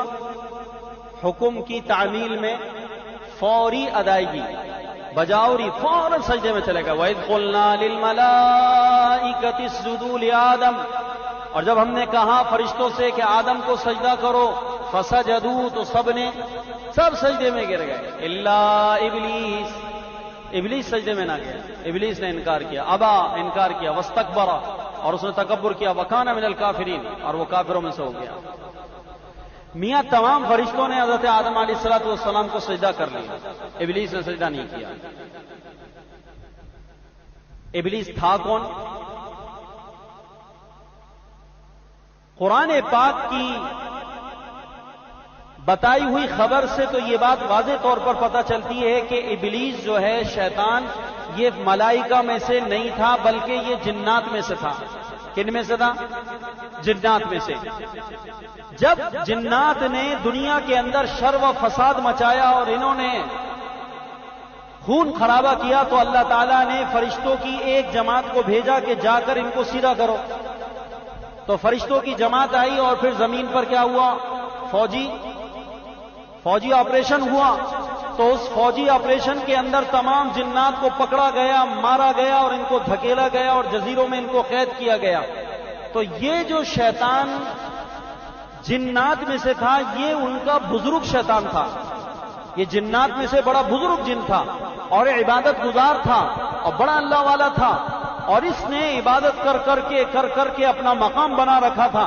تو جب فرشتے آئے مار پٹائی کرنے کے لیے، تو اس نے معذرت کری کہ حضرت میں ان میں سے نہیں ہوں، شرارتی یہ لوگ ہیں، میں شرارتی نہیں ہوں، لہذا میری بخشش فرمائیں، میں نے کچھ بھی نہیں کیا ہے، ساری شرطیں یہ کرتے ہیں۔ تو فرشتوں نے ان کو مارا پیٹا، اور اس کے بعد یہ بچ گیا، اور بچنے کے بعد فرشتوں نے جب اس کی عبادت کا حال دیکھا تو اللہ سے سفارش کری کہ اللہ، ہم بھی تیری تسبیح و تحمید کرتے ہیں، اور یہ بھی تیری تسبیح و تحمید کرتا ہے، لہذا اس کو ہم میں سے کر دے، یعنی ہم میں شامل کر دے۔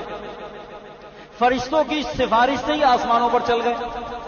آسمانوں پر جا کر انہوں نے عبادت کرنا شروع کری، اور اتنی عبادت کری ابلیس نے، اتنی کری کہ طاؤوس الملائکہ مشہور ہو گیا، طاؤوس الملائکہ کہا جانے لگا، حالانکہ یہ جنات میں سے تھا۔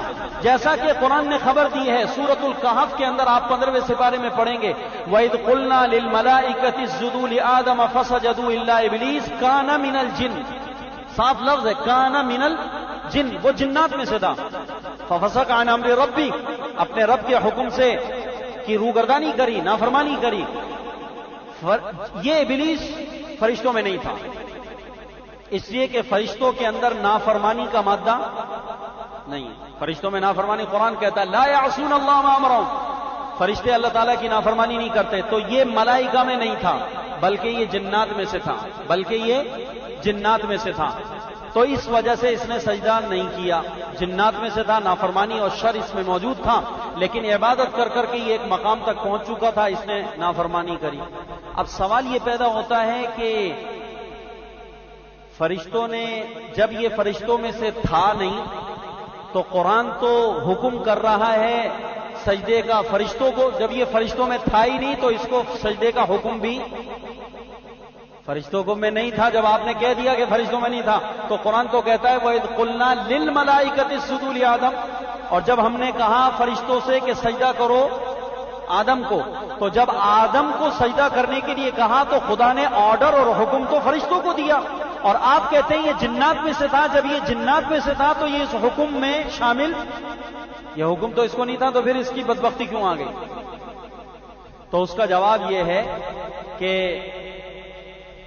اصل میں حکم تو ملائکہ اور جنات دونوں ہی کو تھا، لیکن چونکہ جنات فرشتوں سے تابع ہیں اور ان سے ادنا مخلوق ہیں، اس وجہ سے جب اللہ نے فرشتوں کو حکم دیا تو حکم تو جنات کو بھی تھا سجدہ کرنے کا، لیکن ان کا ذکر اس وجہ سے نہیں کیا کہ یہ جنات فرشتوں کے اندر تبعاً آ گئے تھے، ان کے تابع ہو کے آ گئے تھے، جیسا کہ قرآن نے جگہ جگہ حکم کو اتارا ہے تو مردوں کو خطاب کیا ہے۔ تو اس سے مراد یہ تھوڑی ہے کہ نماز صرف مردوں پہ فرض ہے، یہ عورتیں معاف ہیں، یہ نماز نہ پڑھیں، ایسے نہیں ہے، بلکہ جیسے نماز کی فرضیت مردوں پر ہے اس طرح نماز کی فرضیت، روزے کی فرضیت مردوں پر ہے۔ یا ایھا الذین آمنوا کتب علیکم الصیام، تو آمنو صیغہ جمع مذکر ہے، تو اللہ تعالیٰ نے مردوں کو عام طور سے خطاب کیا اور عورتیں اس میں تبعاً شامل ہیں، عورتیں اس میں۔ تو فرشتوں کو اللہ تعالیٰ نے حکم فرمایا ان کے شرف اور فضیلت کی وجہ سے، وگرنہ جنات اس میں تبعاً داخل ہیں۔ اور دوسری بات یہ ہے کہ ہو سکتا ہے کہ اللہ تعالیٰ نے فرشتوں کو جب سجدے کا حکم دیا تو اس کو جن ہونے کی وجہ سے الگ سے حکم دے دیا ہو، جیسا کہ قرآن پاک کے اندر موجود ہے کہ اللہ تعالیٰ نے خود ابلیس سے پوچھا کہ اللہ نے اس شیطان سے اللہ تعالیٰ نے کہا ما منعک اللہ تسجد اذا امرتک، کیوں تو نے سجدہ نہیں کیا جب میں نے تجھے حکم کیا؟ ما منعک اللہ تسجد اذا امرتک، تو نے سجدہ کیوں نہیں کیا جب میں نے تجھے حکم کیا؟ تو اس سے واضح طور پہ پتہ چلتا ہے کہ جیسے حکم فرشتوں کو تھا ایسے ہی حکم ابلیس کو بھی تھا، ابلیس کو بھی حکم تھا، جیسا کہ قرآن پاک کی دوسری آیت اس کے اوپر دلالت کر رہی ہے ما منعک اللہ تسجد اذا امرتک، تو نے سجدہ کیوں نہیں کیا جب میں نے تجھے حکم دیا؟ تو اس نے جواب میں کیا کہا؟ قال انا خیر منہ خلقتنی من نار وخلقتہ من طین، میں نے سجدہ اس لیے نہیں کیا کہ اللہ آپ نے مجھ کو آگ سے اور آدم کو مٹی سے پیدا کیا ہے، مجھے آپ نے آگ سے بنایا اور ان کو آپ نے مٹی سے بنایا ہے، اور آگ مٹی سے بہتر ہوتی ہے، آگ مٹی سے، بھائی مٹی کو آپ ہاتھ میں لیں اور مٹھی کھول دیں تو مٹی کہاں جائے گی، اور آگ زمین پہ جلائیں تو کہاں جائے گی؟ اس نے کہا یہ تو بلند ہے، یہ پستی ہے۔ تو اس نے کہا کہ میں آگ سے بنایا گیا اور آپ نے آدم کو مٹی سے پیدا کیا، لہذا میں آدم کو سجدہ نہیں کرتا۔ تو اللہ تعالیٰ نے تمام فرشتوں کو حکم دیا سارے سجدے میں پڑے، 500 سال کے بعد فرشتے سارے سجدے سے اٹھ گئے۔ اب حضرت آدم علیہ السلام کی عظمت اور آدم علیہ السلام کی بڑائی اور ان کی شان مسلم ہو گئی۔ تو اب آدم علیہ السلام کی شان کو اللہ تعالیٰ نے مسلم کرنے کے بعد حضرت آدم سے کہا کہ حضرت اب آپ جنت میں چلیں گے۔ حضرت آدم علیہ السلام جنت میں چلے گئے۔ اب جنت میں اللہ تعالیٰ نے حضرت آدم علیہ السلام کو رہنے کے لیے جگہ دے دی، اب کھاتے ہیں پیتے ہیں بیٹھتے ہیں اٹھتے ہیں، لیکن اداس ہیں، پتہ نہیں کیا پریشانی ہے، کھانے میں مزہ نہیں آ رہا، پینے میں مزہ نہیں آ رہا، چکر لگانے میں مزہ نہیں آ رہا، جنت میں سیر میں مزہ نہیں آ رہا، کافی اداس نظر آ رہے۔ تو بہت دن ہوئے حضرت آدم علیہ السلام جنت میں سو گئے۔ تو سونے کے بعد ایک وقت سوئے تو جب اٹھے تو دیکھا پڑوس کے اندر ان کے بائیں طرف جو ہے ایک حسین و جمیل عورت بیٹھی ہوئی ہے۔ آنکھ کھلی تو دیکھا برابر میں ایک حسین و جمیل عورت ہے۔ عورت کو دیکھ کر خوش ہو گئے، جیسا کہ ہم بھی عورتوں کو دیکھ کر۔ تو حضرت آدم علیہ السلام خوش ہو گئے اور جناب بڑی خوشی کرنے لگے۔ تو آدم علیہ السلام نے حضرت ابو سے پوچھا بی بی تم کون ہو؟ تو انہوں نے کہا کہ میں آپ کی بیوی ہوں، میرا نام حوا ہے، اللہ تعالیٰ نے مجھے آپ کے انس کے لیے پیدا کیا اور آپ کے سکون کے لیے پیدا کیا، میں آپ کی بیوی ہوں۔ اور بیوی ہونے کا ذکر حضرت حوا نے کیا اور بیوی کی وجہ بتائی کہ بیوی کس کو کہتے ہیں؟ جو مرد کو جلاتی رہے۔ بولیے۔ حضرت آدم علیہ السلام نے بی بی حوا سے پوچھا تم کون ہو؟ انہوں نے کہا میں حوا ہوں اور میں آپ کی بیوی ہوں، اور اللہ تعالیٰ نے مجھے اس لیے پیدا کیا کہ آپ خفا اور بالکل اداس رہتے تھے، تو اللہ نے مجھے اس لیے پیدا کیا تاکہ میرے ذریعے سے آپ کو سکون ملے اور آپ مسرت اور خوشی میں آ جائیں۔ اللہ تعالیٰ نے مجھے اس لیے پیدا کیا کہ آپ کے ذریعے میرے ذریعے سے آپ کو سکون پہنچے۔ تو آدم علیہ السلام بڑے خوش ہو گئے اور آدم علیہ السلام بڑے حیران ہو گئے اور اللہ کی تعریف کری کہ اللہ تعالیٰ نے جنت کے اندر میرا مونس پیدا کر دیا جس سے مجھے ایک انس ہے، ایک اس جوڑا جب بن جاتا ہے تو آدمی کی خوشی بڑھ جاتی ہے۔ تو آدم علیہ السلام کے ساتھ بی بی حوا پیدا ہوا۔ ایک مولوی صاحب کہنے لگے کہ عورتوں کو اس کا شکر ادا کرنا چاہیے کہ مرد کی برکت سے عورت پیدا ہوئی. نہ حضرت آدم غمگین ہوتے ہیں نہ بی بی حوا پیدا ہوتی. یہ تو ہمارے غم کھانے سے دلہنیں پیدا ہوئی ہیں نا. مرد اگر غم نہ کھاتا تو بی بی حوا پیدا ہوتی؟ جنت تو اللہ نے پیدا کر دی تھی، سارے کھانے پینے پیدا کر دیے، تو حضرت آدم علیہ السلام کھا بھی رہے پی رہے لیکن غم میں. اللہ کو تو پتہ ہے کہ کیوں غم میں. آدم علیہ السلام کو کیا غم لگا ہوا ہے، کیا پریشانی لگی، اللہ کے علم کے اندر ہے. تو اللہ نے حضرت آدم کے غم کے ازالے کے لیے اللہ نے حضرت حوا کو پیدا کیا. تو خاتون اس میں کہنے لگی کہ بے شک ہماری پیدائش آدم علیہ السلام کے غم کھانے کا نتیجہ ہے، لیکن اتنا تو تسلیم اور مسلم ہے کہ ہمارے بغیر جنت بھی پھیکی ہے. پیدا تو ٹھیک ہے آپ کے وسیلے سے ہو گئی ہم، لیکن اتنا تو آپ کو بھی ماننا پڑے گا کہ ہماری خوبی وہ ہے کہ اگر ہم کسی نعمت کے درمیان سے نکال دیے جائیں تو ساری نعمتیں ہوں اور عورت نہ ہوں تو ساری نعمتیں پھیکی. تو دیکھو آدم علیہ السلام کے وقت کیا نہیں تھا، کھانا بھی تھا، گوشت بھی تھا، مرغیاں بھی تھیں، اور پھل بھی تھے، اور فروٹ بھی تھے، اور لباس بھی تھا، اور محلات تھے، اور سیر سپاٹا سب کچھ تھا. لیکن جناب آدم علیہ السلام خفا رہتے تھے، غم زدہ رہتے تھے، اداس رہتے تھے. تو آدم کی اداسگی کی وجہ کیا تھی؟ اداسگی کی وجہ بی بی حوا کا نہ ہونا تھا. حضرت حوا پیدا ہو گئی، پھر سارا اداس ختم ہو گیا. اللہ تعالیٰ نے حضرت آدم علیہ السلام کو فرمایا کہ اب آپ اور آپ کی بیوی جنت میں جائیں اور جنت میں جو کچھ ہے اس میں سے کھائیں پئیں، لیکن ولا تقربا هذه الشجرہ، اس درخت کے قریب نہ جانا. ایک مخصوص درخت تھا جس سے اللہ تعالیٰ نے منع کر دیا آدم علیہ السلام کو. اب آدم علیہ السلام جنت کے اندر کل کتنی مدت رہے؟ تو حضرت حسن رحمہ اللہ کی روایت ہے کہ آدم علیہ السلام کو جنت کے اندر صرف عصر اور مغرب کے درمیان کے اندر رہنا نصیب ہوا. کتنا وقت؟ عصر اور مغرب کے درمیان. لیکن حضرت حسن کہتے ہیں کہ عصر اور مغرب کے درمیان کی یہ ایک ساتھ اللہ نے اتنی لمبی کر دی تھی کہ اس کی مدت 130 سال 130 سال تھا. حضرت آدم علیہ السلام جنت میں کتنا رہے؟ 130 سال تک حضرت آدم علیہ السلام جنت میں رہے، اور عصر اور مغرب کے درمیان کی یہ گھڑی تھی.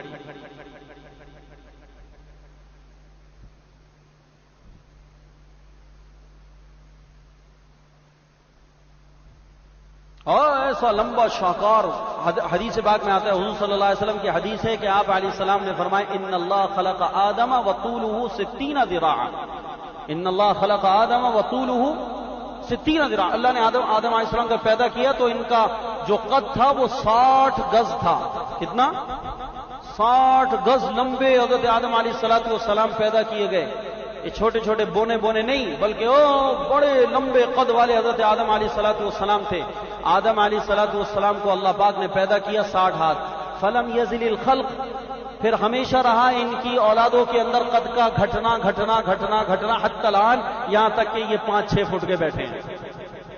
آج ہی میں نے اپنی چھوٹی بچی کا قد ناپا تو 2 فٹ 2 انچ تھی. اتنا آدم کا بچہ اتنا سا ہو گیا.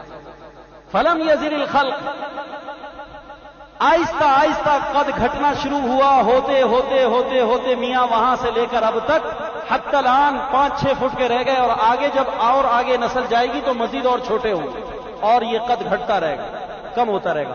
اس لیے لٹکنے کا خاص اہتمام کرو. تو آدم علیہ السلام عصر اور مغرب کے درمیان رہے. اللہ تعالیٰ نے تمام چیزوں کے کھانے کی اجازت مرحمت فرما دی. اور ان دونوں کو جنت میں رکھنے کی وجہ کیا تھی یہ بھی آپ سنیے. اصل بات یہ ہے کہ حضرت آدم اور بی بی حوا سے اللہ نے دنیا کا انتظام اور دنیا کے سارے نظام کو چلوانا تھا. لہذا حضرت آدم سے کہا کہ جنت میں سیر سپاٹا بھی کریں، گھومیں پھریں، اور جنت کے اندر جو ہم نے سارا ترتیب سے نظام دیا ہے، باغ کہاں ہے، نہر کہاں ہے، محل کہاں ہے، اور جناب کھانے کی چیزیں کہاں ہیں، سلیقہ کیسے ہے، یہ ساری چیزوں کو آپ سمجھیں کہ آپ کو آگے دنیا میں جانا ہے اور اس دنیا کو اسی طرح سجانا ہے. جنت کو دیکھ لیجئے، اس جنت کا نمونہ آپ لوگوں نے دنیا میں بنانا ہے. اور بی بی حوا کو اس لیے پیدا کیا کہ تاکہ بی بی حوا جنت کے محلات کے اندر کہاں کیسے کمرہ سجانا، کیسے بیڈ ہو، کیسے تکیے ہوں، کیسے پردے ہوں، اور کیسے گھر کے اندر کچن کا سارا نظام ہو. بی بی حوا سے کہا گیا کہ تم جنت کے اندر عورتوں سے متعلق جو سجنے دھجنے کا سارا نظام ہے، یہ سارا کا سارا آپ دیکھ لیں. اور جنت کے اندر بی بی حوا سے کہا گیا کہ جنت کی حورا اور جنت کی جو عورتیں ہیں ان کے لباس کو دیکھا جائے، تاکہ تم نے اپنی بیٹیوں کو دنیا میں بتانا ہے کہ لباس کون سا پہننا ہے. تو جنت کے اندر کوئی حور پینٹ پہنی ہوئی تھی؟ جی کوئی شرٹ پہنی ہوئی تھی، ٹی شرٹ؟ تو آدم علیہ الصلوۃ والسلام کی بیوی حوا کو اللہ نے جنت میں ٹھہرایا، اور کچھ مدت ٹھہرانے کی غرض مفسرین بتاتے ہیں کہ بیوی حوا کو جنت کے لباس بتائے گئے کہ جنت کی عورت کا لباس کیا ہے. اے حوا، تو نے جنت کا لباس اپنے اوپر دیکھنا ہے کہ خدا نے جنت میں کیسے رنگوں کے لباس اور کتنا حسین لباس اور کتنا پیارا لباس اور کیسے سطر والا لباس اللہ نے تجھے پہنایا. جنت کی حورا کو اللہ نے کیسے کیسے لباس پہنائے. اے حوا، جنت کی عورتوں کے لباس کو دیکھ لے کہ دنیا میں جا کر اپنی بیٹیوں کو یہ لباس پہنانے کی تو نے تلقین کرنا. او حوا کی بیٹی، یہ کہاں چلی گئی؟ یہ کہتے ہیں کہ اس کا نام آزادی ہے اور یہ ایک انسان کا حق ہے، اور اس دنیا کے اندر شور مچا رکھا ہے کہ عورت کے حقوق کو پامال کیا جا رہا ہے. کوئی دنیا کا بڑے سے بڑا تعلیم یافتہ اس کو ثابت کرے کہ جنت کے اندر کسی عورت نے پینٹ پہن رکھی ہے.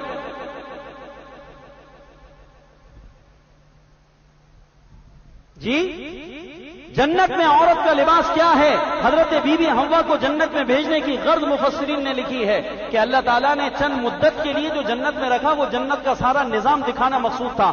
چونکہ آدم اور حوا سے دنیا کے نظام کو چلوانا تھا، اس وجہ سے یہ سارے نظام مرتب نظام کو دکھا کر وہ ساری کی ساری چیزوں کو ذہن میں محفوظ کر لینا تھا کہ اب کچھ وقت کے بعد آدم کو اللہ تعالیٰ کے علم کے مطابق جنت سے نکل کے دنیا میں آنا تھا. تو جناب جب دنیا میں آنا ہے تو باغ بھی لگانا ہے، نہریں بھی کھودنی ہیں، فیکٹریاں بھی لگانی ہیں، اور آپ نے درخت بھی اگانے ہیں، اور پھل پھول پھواری بھی دیکھنی ہے، اور آپ نے تمام کی تمام چیزوں کا. اور میاں اللہ تعالیٰ نے جنت میں حضرت آدم کو ایک درخت کھانے سے منع کیا.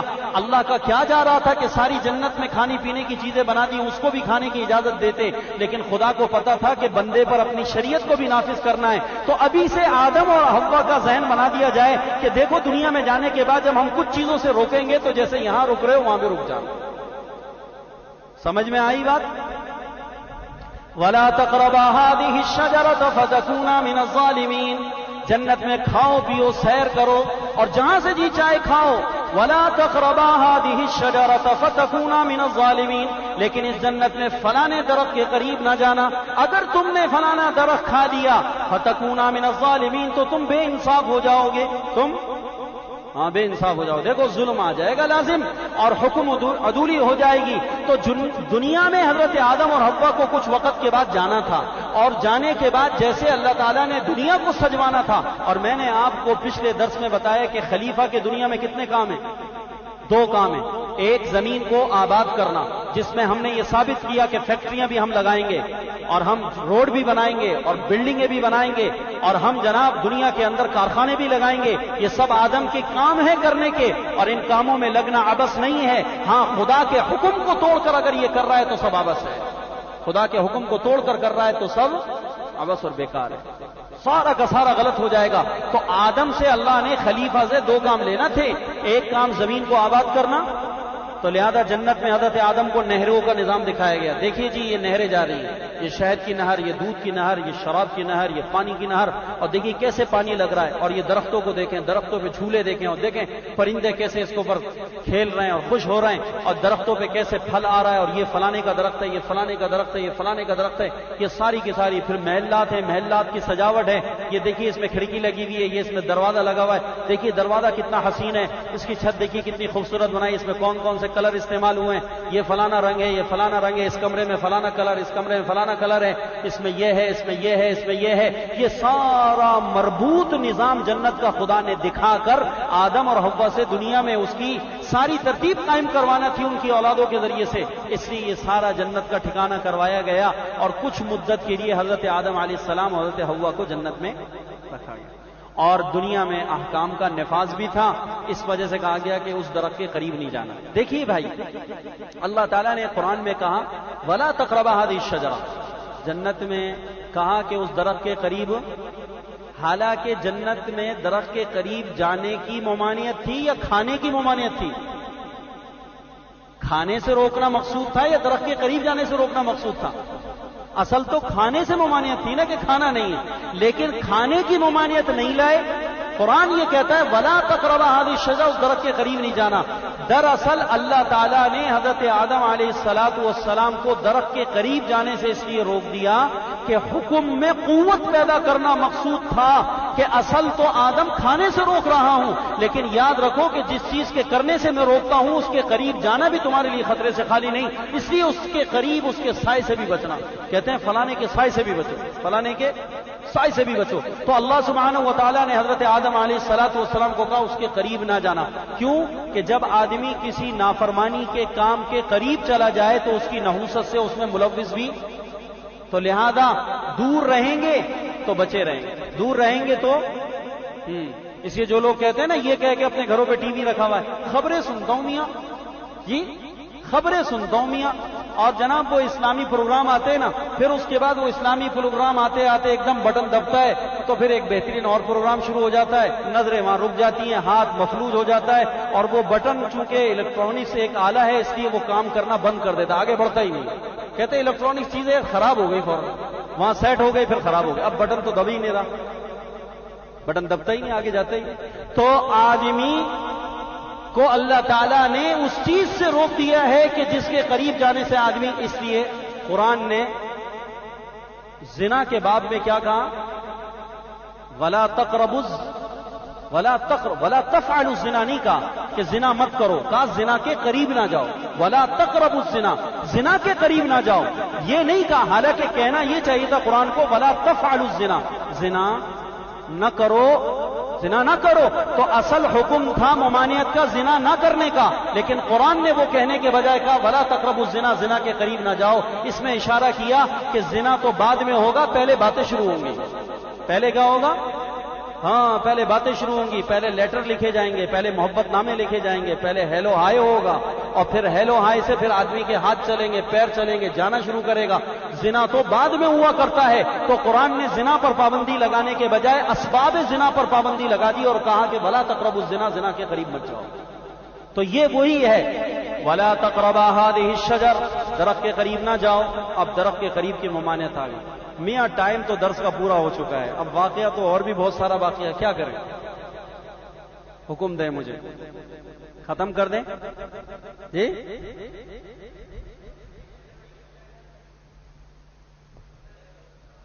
سلیم بھائی کیا کریں؟ چلو اس کو مختصر کرتے ہیں، واقعہ بڑا زبردست ہے۔ اس میں ابھی تو عبرت کی باتیں وہ میں آگے آپ کو بتاؤں گا کہ اس میں عبرت کی کتنی ساری ہمارے لیے سامان اللہ نے جمع کیا ہے۔ واقعہ نہیں بتاتا صرف قرآن اس سے عبرت کی باتیں لیتا ہے اور پھر کہتا ہے دیکھو یہ واقعات ہے، اس واقعے سے یہ تمہیں ملا ہے۔ تو حضرت آدم علیہ السلام پر جنت میں درخت کھانے کی ممانعت آ گئی۔ شیطان چونکہ راندہ درگاہ ہوا سجدہ نہ کرنے کے بعد، اب وہ ازلی دشمن ہو گیا۔ دشمن ہونے کے بعد وہ طاق میں لگا رہا کہ کسی طریقے سے آدم کو بھڑکانے کا، ورغلانے کا موقع ملے۔ تو آدم علیہ السلام کو کہاں سے بھڑکائے؟ اگر جنت میں ساری چیزوں کے کھانے کی حکم ہو جاتا اور ممانعت کوئی نہ ہوتی تو شیطان کو داؤ پیچ چلانے کا موقع ملتا۔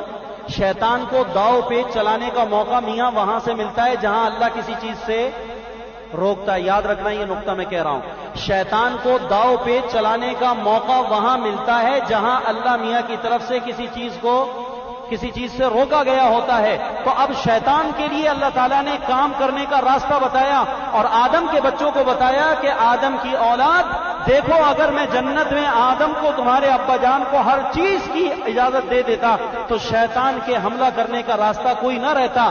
تو اب میں تمہیں بتا دیتا ہوں کہ تمہارے ابا جان پر جو شیطان نے حملہ کیا وہ اس راستے سے کیا جہاں سے تمہارے رب نے آدم کو روک دیا تھا۔ ولا تقربوا هذه الشجرة، اللہ نے کہا نہ اس کے قریب نہ جانا۔ اب وہ درخت کون سا تھا؟ بعض کہتے ہیں جی انگور کا تھا، بعض کہتے ہیں انجیر کا تھا، بعض کہتے ہیں وہ گندم کا درخت تھا۔ بہرحال حضرت آدم علیہ السلام کو ورغلانے کی کوشش کرتا رہا اور اس کے لیے وہ مختلف طریقے اختیار کرتا رہا۔ اس کے لیے بعض کہتے ہیں سانپ کی شکل کے اندر جنت میں داخل ہو گیا، بعض کچھ اور تعویل کرتے ہیں، لیکن قرآن نے ایک لفظ استعمال کیا ہے فوسوس لہم الشیطان۔ شیطان نے حضرت آدم علیہ السلام کو وسوسہ ڈالا۔ کیا ڈالا؟ تو وہ باہر ہی رہ کر اس نے ان کے دل پر وسوسہ ڈالا اور دل کے اندر وہ باتیں ڈالنا شروع کر دی. اور شیطان کے حملہ کرنے کا طریقہ کار بھی یہی ہوتا ہے کہ شیطان اولاد آدم کے پاس وسوسے کے راستے سے آتا ہے. کس راستے سے؟ حضرت آدم علیہ السلام کے بعد وسوسے کے راستے سے آیا اور آ کر حضرت آدم علیہ السلام اور بی بی حوا کے پاس آ کر کہنے لگا، بڑی ملمہ سازی سے بڑی شاندار تقریر کرنے لگا. مقرر بڑا زبردست تھا. اگر شیطان انسان کی شکل میں آ کر کسی جلسے میں خطابت کرے تو میرے خیال میں اس سے بڑا کوئی خطیب نہیں ہے. بڑے زبردست تقریر کرنا جانتا ہے. تو حضرت آدم علیہ السلام بی بی حوا کے پاس آیا اور آ کر کہنے لگا کہ دیکھیے مجھ سے غلطی ہو گئی کہ میں نے آپ کو سجدہ نہیں کیا اور سجدہ نہ کرنے کی وجہ سے میں راندہ درگاہ ہوں. لیکن میں آپ کو ایک بات واضح طور پہ بتا دوں کہ اللہ میاں نے آپ سے خلافت کا کام لینا ہے، لہذا جنت میں آپ نے رہنا نہیں ہے. سن لو کان کھول کر، اللہ نے آپ سے خلافت عرضی کا کام لینا ہے. ابھی کچھ دن کے بعد آپ کو پھینکیں گے، نکالیں گے، آپ نے جانا ہے. آدم علیہ السلام تو حیران ہو گئے سن کر. کہا کہ ہاں میں سچ کہہ رہا ہوں، میری بات کو میں آپ سے خیرخواہی کرنے آیا ہوں. بے شک مجھ سے غلطی ہو گئی، میں نے سجدہ نہیں کیا آپ کو، لیکن میں آپ کو واضح بتا رہا ہوں کہ اللہ آپ سے دنیا کا نظام چلوانا چاہتا ہے اور اللہ سبحانہ و تعالی آپ کو دنیا میں بھیجیں گے اور یہاں سے آپ کو نکلنا پڑے گا اور یہ چھوڑنا پڑے گا. یہ عیش آرام، کھانا پینا، یہ جھولے بھولے سارے، یہ چرند پرند جو چل رہے ہیں نا، یہ سارے کے سارے عیش آرام آپ کے چلے جائیں گے. وہاں پر اپنے ہاتھ سے کھدال لگانا ہوگی، ٹریکٹر چلانا ہوگا اور بیل ہل جوتنے ہوں گے اور پھر اناج کو اگانا ہوگا اور پھر پکانا ہوگا. یہاں جو سارا تیار مال مل رہا ہے وہاں تیار نہیں ہوگا. ساری محنت مشقت آئے گی وہاں. یہ مشقت اور یہ سارا کچھ ہوگا اور اللہ تعالیٰ آپ کو بھیجے گا اور آپ کو اپنے رب سے دور ہونا پڑے گا. اب آدم علیہ السلام تو اللہ پاک سے محبت کرنے والے، اللہ نے حضرت آدم کے دل کے اندر محبت پیدا کی بھی تھی. اب آدم علیہ السلام پر یہ صدمہ پیدا ہوا تو کہنے لگا کہ خیر آپ گھبرائیں نہ، دنیا کے اندر تو میں آپ کو بتا رہا ہوں جانا پڑے گا اور پھر وہاں پر اس طرح سے موت آئے گی اور اس طرح تڑپنا پڑے گا. اور ایسے بن کر لیٹ کر موت دکھائی اور ایسے خراٹے لینے لگا اور ایک عجیب حالت دکھائی کہ ایسے موت آئے گی اور یوں ہوگا اور وہ ہوگا اور سارا تماشا کیا. اور تماشا کرنے کے بعد حضرت آدم سے کہنے لگا اگر آپ یہ چاہتے ہیں کہ ان تمام کی تمام صورت حال سے بچ جائیں تو میں ایک مفید مشورہ دے سکتا ہوں اگر آپ کہیں تو. حضرت آدم علیہ السلام نے کہا کہ بھئی وہ مفید مشورہ مجھے دے دو. تو کہنے لگا کہ وہ مفید مشورہ یہ ہے کہ آپ کو میں ایک ایسے درخت کا پتہ بتاتا ہوں کہ اگر اس درخت کو آپ استعمال کر لیں تو پھر آپ جنت سے نہیں نکالے جائیں گے، آپ جنت میں ہمیشہ کے لیے رہیں گے، آپ پر موت بھی نہیں آئے گی اور آپ جنت کے اندر اللہ تعالیٰ کے قریب رہیں گے. حضرت آدم نے کہا وہ کون سا درخت ہے؟ کہنے لگا وہ درخت. حضرت آدم کہنے لگے تیرا بھلا ہو، یہ درخت تو وہی ہے کہ جس سے اللہ نے منع کیا تھا، تو اسی درخت کو کہتا ہے تو. آدم سے کہنے لگا کہ تمہیں پتہ ہے کہ اس درخت سے منع ہی تو اس لیے کیا گیا تھا جو میں پہلے کہہ چکا ہوں، نکالنا مقصود ہے. اسی لیے کہا اگر تو اس درخت کو کھا لے گا تو جنت سے نکل نہ سکے گا اور اللہ تجھے نکالنا چاہتے ہیں اس لیے منع کر دیا ہے. یہی تو بات ہے جو نقطے کی جو میں بتانے کے لیے آیا ہوں کہ اللہ تجھے دنیا میں بھیجنا چاہتا ہے اور تجھ سے خلافت کا کام لینا چاہتا ہے. اور اس درخت کی خاصیت یہ ہے کہ جو اس کو کھا لے وہ فرشتہ بن جاتا ہے اور وہ جنت میں ہمیشہ کے لیے رہ جاتا ہے. تو اللہ تعالیٰ نہیں چاہتے کہ تم فرشتے بنو اور اللہ نہیں چاہتے کہ تم جنت میں ہمیشہ کے لیے رہو. اس لیے اللہ نے ولا تقربا هذه الشجرہ کی نہیں کر دی ہے کہ آپ کو درخت نہ کھائیں. تو اگر آپ چاہتے ہیں کہ جنت میں ہمیشہ کے لیے رہیں تو میں آپ کو رائے دوں گا کہ اس کو آپ کھا لیں، کوئی حرج نہیں. تو حضرت آدم علیہ السلام نے کہا نہیں میرے رب نے منع کیا ہے. تو اس نے کہا کہ میں خدا کی قسم کھا کر آپ کو کہتا ہوں کہ اللہ تعالیٰ نے اس خاص درخت سے منع کیا ہے، باقی اس کی پوری جنس سے منع نہیں کیا ہے.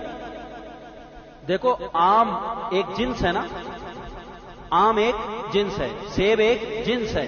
اب 10 سیب کے درخت لگے ہوئے ہوں، 10 سیب کے درخت لگے ہوں تو اب اللہ پاک نے فرمایا ولا تقربا هذه الشجرہ، اس درخت کے قریب نہ جانا. تو اب آدم علیہ السلام کو کہنے لگا کہ وہ جو اللہ تعالیٰ نے منع کیا ہے خاص اس درخت کو منع کیا، اس کی پوری جنس سے تھوڑی روکا ہے اللہ نے.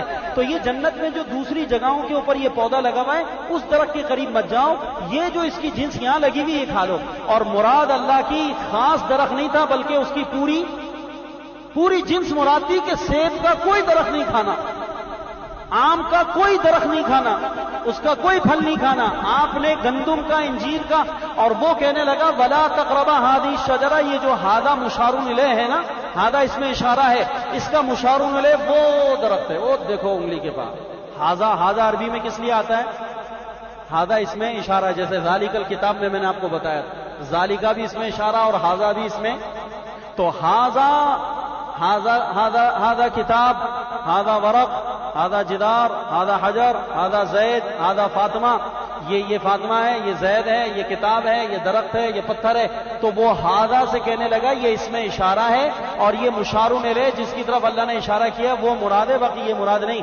اس طرح ورغلا کر، اور پھر حضرت آدم علیہ السلام نے کہا کہ بھی میری سمجھ میں نہیں آتی آپ کی بات، تو اس نے اللہ تعالیٰ کی قسمیں کھائیں، اس کے بعد بھی حضرت آدم علیہ السلام تیار نہیں ہوئے، تو بی بی حوا کو اس نے اپنی گرفت میں لینے کے لیے، کہ عورت عقل میں کم ہوتی ہے، تو بی بی حوا سے کہنے لگا کہ میں نے تو تمہارے خادم کو سمجھایا، ان کو نہ اپنی خیر خواہی سمجھ میں آ رہی ہے، نہ بی بی آپ کی خیر خواہی سمجھ میں آ رہی ہے، اب میرے سمجھانے کے بعد تو میں عاجز ہو گیا، جو بات کوئی نہ سمجھا سکے وہ بیگم سمجھا دیتی ہے، جو بات کوئی نہ سمجھا سکے وہ بیگم صاحبہ سمجھا دیتی ہیں، ہاں اماں کی سمجھ میں نہیں آتی، ابا کی سمجھ نہیں آتی، استاد کی بیگم سمجھا دیتی ہے، اور بیگم کے سمجھانے کا انداز سبحان اللہ بڑے باکمال ہوتا ہے۔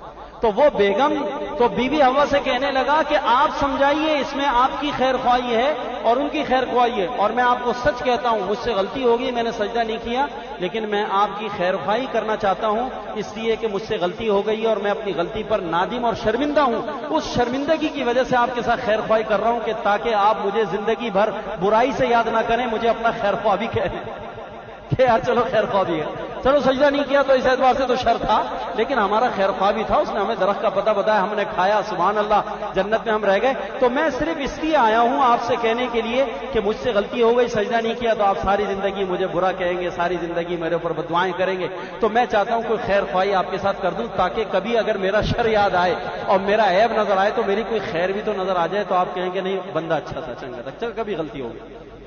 تو میں اس لیے کہہ رہا ہوں، باقی آپ کی مرضی ہے، آپ جانیں اور بیوی جانیں، میں تو آپ کو، اور دیکھیے میں خدا کی قسم کھا کر کہہ رہا ہوں، میں اللہ کی ذات کی قسم کھا رہا ہوں، اب جب خدا کی ذات کی قسم کھائی نا اس نے، تو حضرت آدم علیہ السلام اور بیوی حوا اس بارے کے اندر ان کو یقین ہو گیا، انہوں نے کہا کہ جب خدا کی، چونکہ ان کے تصور اور وہم میں نہیں تھا کہ کوئی بدبخت ایسا بھی پیدا ہوگا جو اپنے رب کے نام کی جھوٹی قسم کھائے گا، اس کا تو تصور ہی نہیں تھا حضرت آدم کو کہ رب کے نام کی جھوٹی قسم کھائے گا ایسا کوئی بدبخت ہوگا۔ تو جب اس نے کہا وَقَاسَمَهُمَا إِنِّي لَكُمَا لَمِنَ النَّاصِحِينَ، میں اللہ کی ذات کی قسم کھا کر آپ کو کہتا ہوں میں آپ کے لیے ناصح ہوں، خیر خواہ ہوں، اور یہ درخت اگر آپ نے کھا لیا بس آپ کے وارے نیارے مزے ہو جائیں گے، اور دنیا کے جھمیلوں سے آپ کی جان چھوٹ جائے گی، پریشانی سے بچ جائیں گے، اور اللہ کے ساتھ قربت آپ کی باقی رہے گی، مفارقت نہیں ہوگی، آپ کو قرب و اتصال کی یہ دولت صدیوں کے لیے ہمیشہ ہمیشہ کے لیے نصیب ہو جائے گی۔ اب جناب یہ کہنے کے بعد حضرت حوا کو سمجھایا، تو حضرت حوا نے حوا نے حضرت آدم سے کہا کہ دیکھیے محترم، وہ اتنی خیر خواہی سے بات کہہ کے گیا ہے اور اللہ کی قسم بھی کھا رہا ہے، ایسی بات نہیں ہے، آپ ذرا غور فرما لیجئے، مہربانی ہوگی۔ تو حضرت آدم منع کرتے رہے، تو بیوی حوا پھر ہاتھ پکڑ کے لے گئی، اور ہاتھ پکڑ کے لے گئے جیسے سمجھانے والا انداز ہوتا ہے، تو اب بیوی سمجھاتی جا رہی ہیں، اور جا کے اس درخت کے قریب گئیں، اور انہوں نے درخت سے پھل توڑا، اور توڑنے کے بعد پہلے خود کھایا اور اس کے بعد حضرت آدم کو کھلایا۔ حضرت آدم علیہ السلام کو جب کھلایا اور خود کھایا، تو بس وہ سارا نظام جو اللہ تعالیٰ کا ایک لکھا ہوا تھا تقدیر کے اندر کہ یہ ہونا ہے، یہ ہونا ہے، یہ ہونا ہے، اس نظام کے تحت ان کے تو پورے لباس ہی اتر گئے، اور جناب وہ جنت کے اوراق پتوں کے ذریعے اپنے ستر کو چھپانے لگے، اور جناب اللہ تعالیٰ کی طرف سے حکم آیا، میں نے نہیں کہا تھا کہ یہ تمہارا دشمن ہے اور تم اس درخت کے قریب نہ جانا، اور بس اب تم نے چونکہ کھا لیا ہے، لہذا اللہ کے حکم کی عدولی لازم آ گئی، لہذا بس اب آپ کو شیطان نے لغزش اور آپ کو پھسلا دیا، لہذا اب آپ دنیا میں جائیں گے۔ اور حضرت آدم علیہ السلام روتے رہے اور بی بی حوا روتی رہی، اور بی بی حوا پر یہ رونا جو ڈالا گیا، تو اللہ تعالیٰ نے فرمایا کہ اے حوا، چونکہ تو نے اللہ تعالیٰ کی حکم کی عدولی میں پہل کی ہے، لہذا تجھ پر اور یہ قیامت تک آنے والی تیری تمام بیٹیوں پر یہ رونا اور یہ غم مسلط کر دیا گیا۔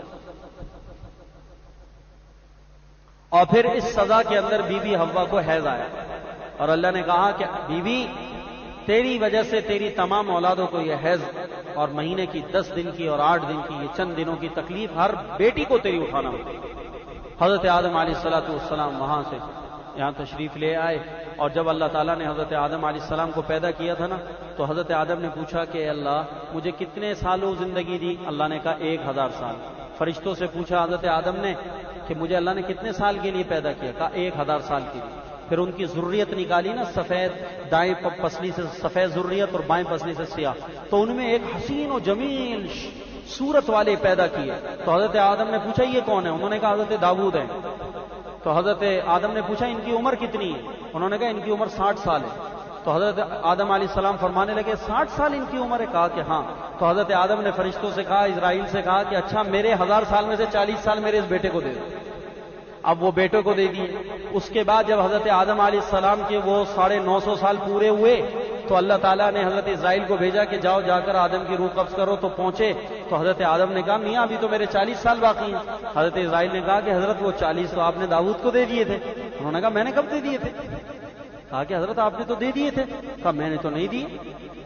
اب حضرت آدم علیہ السلام وہاں پر ان سے فرشتے جھگڑا کرنے لگے، میں نے تو نہیں دی. انہوں نے کہا بھائی دے دیے تھے آپ نے خود کہا تھا کہ میرے بچے کو 40 سال دے دیے جائے، اور آپ کے وہ 40 سال. حضرت آدم نے کہا نہ قطعاً نہیں، بالکل نہیں، سوال ہی نہیں پیدا ہوتا. میں اپنی زندگی میں اپنی مدت پوری کروں گا. یہ سارے حکومت والے کہتے ہیں ہم اپنے 5 سال اپنی مدت ہم پوری کریں. انہوں نے کہا جی میں اپنی مدت پوری کروں گا، میرے 1000 سال پورے میں نے کوئی نہیں دیا اپنے بچے کو، کوئی 40 سال نہیں دیے. اللہ کے پیارے پیغمبر نے فرمایا کہ آدم بھول گئے، اور اس بھول کی وجہ سے خدا نے آدم کی تمام اولاد پر یہ بھول ڈالی. تم جو بھولتے ہو، تمہارے ابا جان وہ جو بھولے تھے نا، اس بھول کے اثر سے خدا نے تمام اولاد آدم پر وہ بھول ڈالی ہے، اور قیامت تک آدم کا ہر بچہ بھولے گا. یہاں سے یہ بھول پڑی ہے ہمارے اوپر، اور وہاں بی بی حوا کی اولادوں پر، بیٹیوں پر یہ پڑی. اور اس کے بعد جب یہ دنیا میں آئے ہیں تو اللہ تعالیٰ نے حضرت آدم علیہ السلام کو ہند میں اتارا، اور بی بی حوا کو جدہ کے اندر اتارا، یہ یہاں پر اور وہ وہاں پر.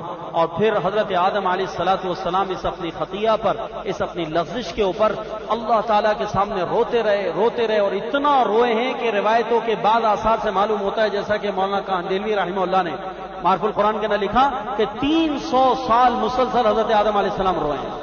کتنے سال؟ 300 سال تک روتے رہے اللہ کی نافرمانی پر، اور 40 سال تو اس میں ایسے گزرے کہ جس کے اندر نہ کھایا نہ پیا نہ سوئے، نہ کھایا نہ پیا نہ سوئے. جی کتنے سال؟ ہاں اللہ کی نافرمانی ہو گئی تو اس پر کھانا چھوڑا ہے. کھانا کس پہ چھوڑا؟ فاقہ اس پہ ہوا کہ اللہ کا حکم ٹوٹ گیا.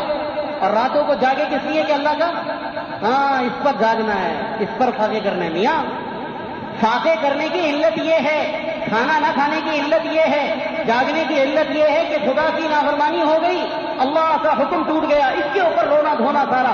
تو 300 سال تک حضرت آدم علیہ السلام روتے رہے ہیں. اور حضرت آدم علیہ السلام کو اللہ نے سری لنکا کے اندر سراندیپ کوئی علاقہ ہے، وہاں پر بوز نامی ایک پہاڑ ہے، چوٹی آج بھی مشہور ہے، اس پہاڑی کے اوپر حضرت آدم علیہ السلام کو اللہ نے اتارا تھا.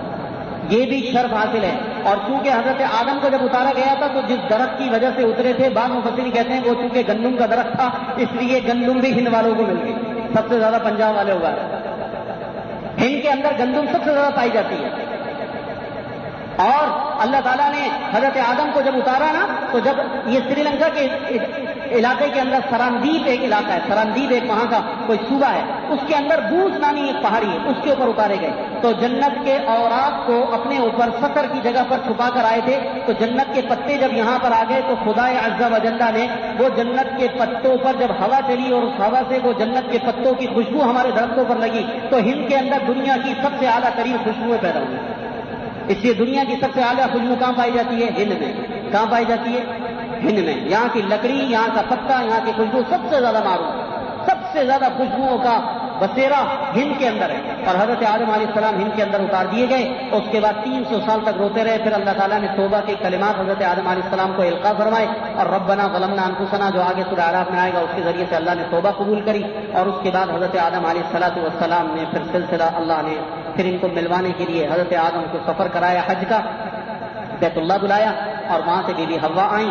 اور پھر وہ جو مقام عرفہ ہے نا، عرفہ وہاں پر جبل رحمت ہے، اس جگہ پر حضرت آدم اور بی بی حوا کی آپس میں ملاقات ہوئی اور اس جگہ میں دونوں نے ایک دوسرے کو پہچانا، اور وہاں سے پھر یہ میاں بیوی کی حیثیت سے پھر انہوں نے زندگی گزارنے کے لیے جگہ متعین کری مکہ المکرمہ، اور وہاں پر حضرت آدم علیہ السلام کی پھر اولاد کا سلسلہ شروع ہوا، اور پھر وہاں سے یہ واپس آئے، پھر اس سراندیپ سری لنکا کے علاقے میں جہاں پر اللہ نے اتارا تھا وہاں سے پھر انہوں نے کام شروع کیا اور اولادوں کا سلسلہ وہاں سے چلا ہے۔ پھر ہر سال وہاں سے حضرت آدم حج کے موقع پر جایا کرتے تھے اور سری لنکا سے پیدل حج کرنے کے لیے جاتے تھے، اور اپنی زندگی میں 1000 حج کیے پیدل۔ کتنے حج کیے؟ 1000 حج حضرت آدم نے سری لنکا سے پیدل بیت اللہ کے سفر کیے۔ اس لیے بھائی یہ واقعہ ہے، تقریباً 1.5 گھنٹہ ہمارے درس کو ہو گیا ہے۔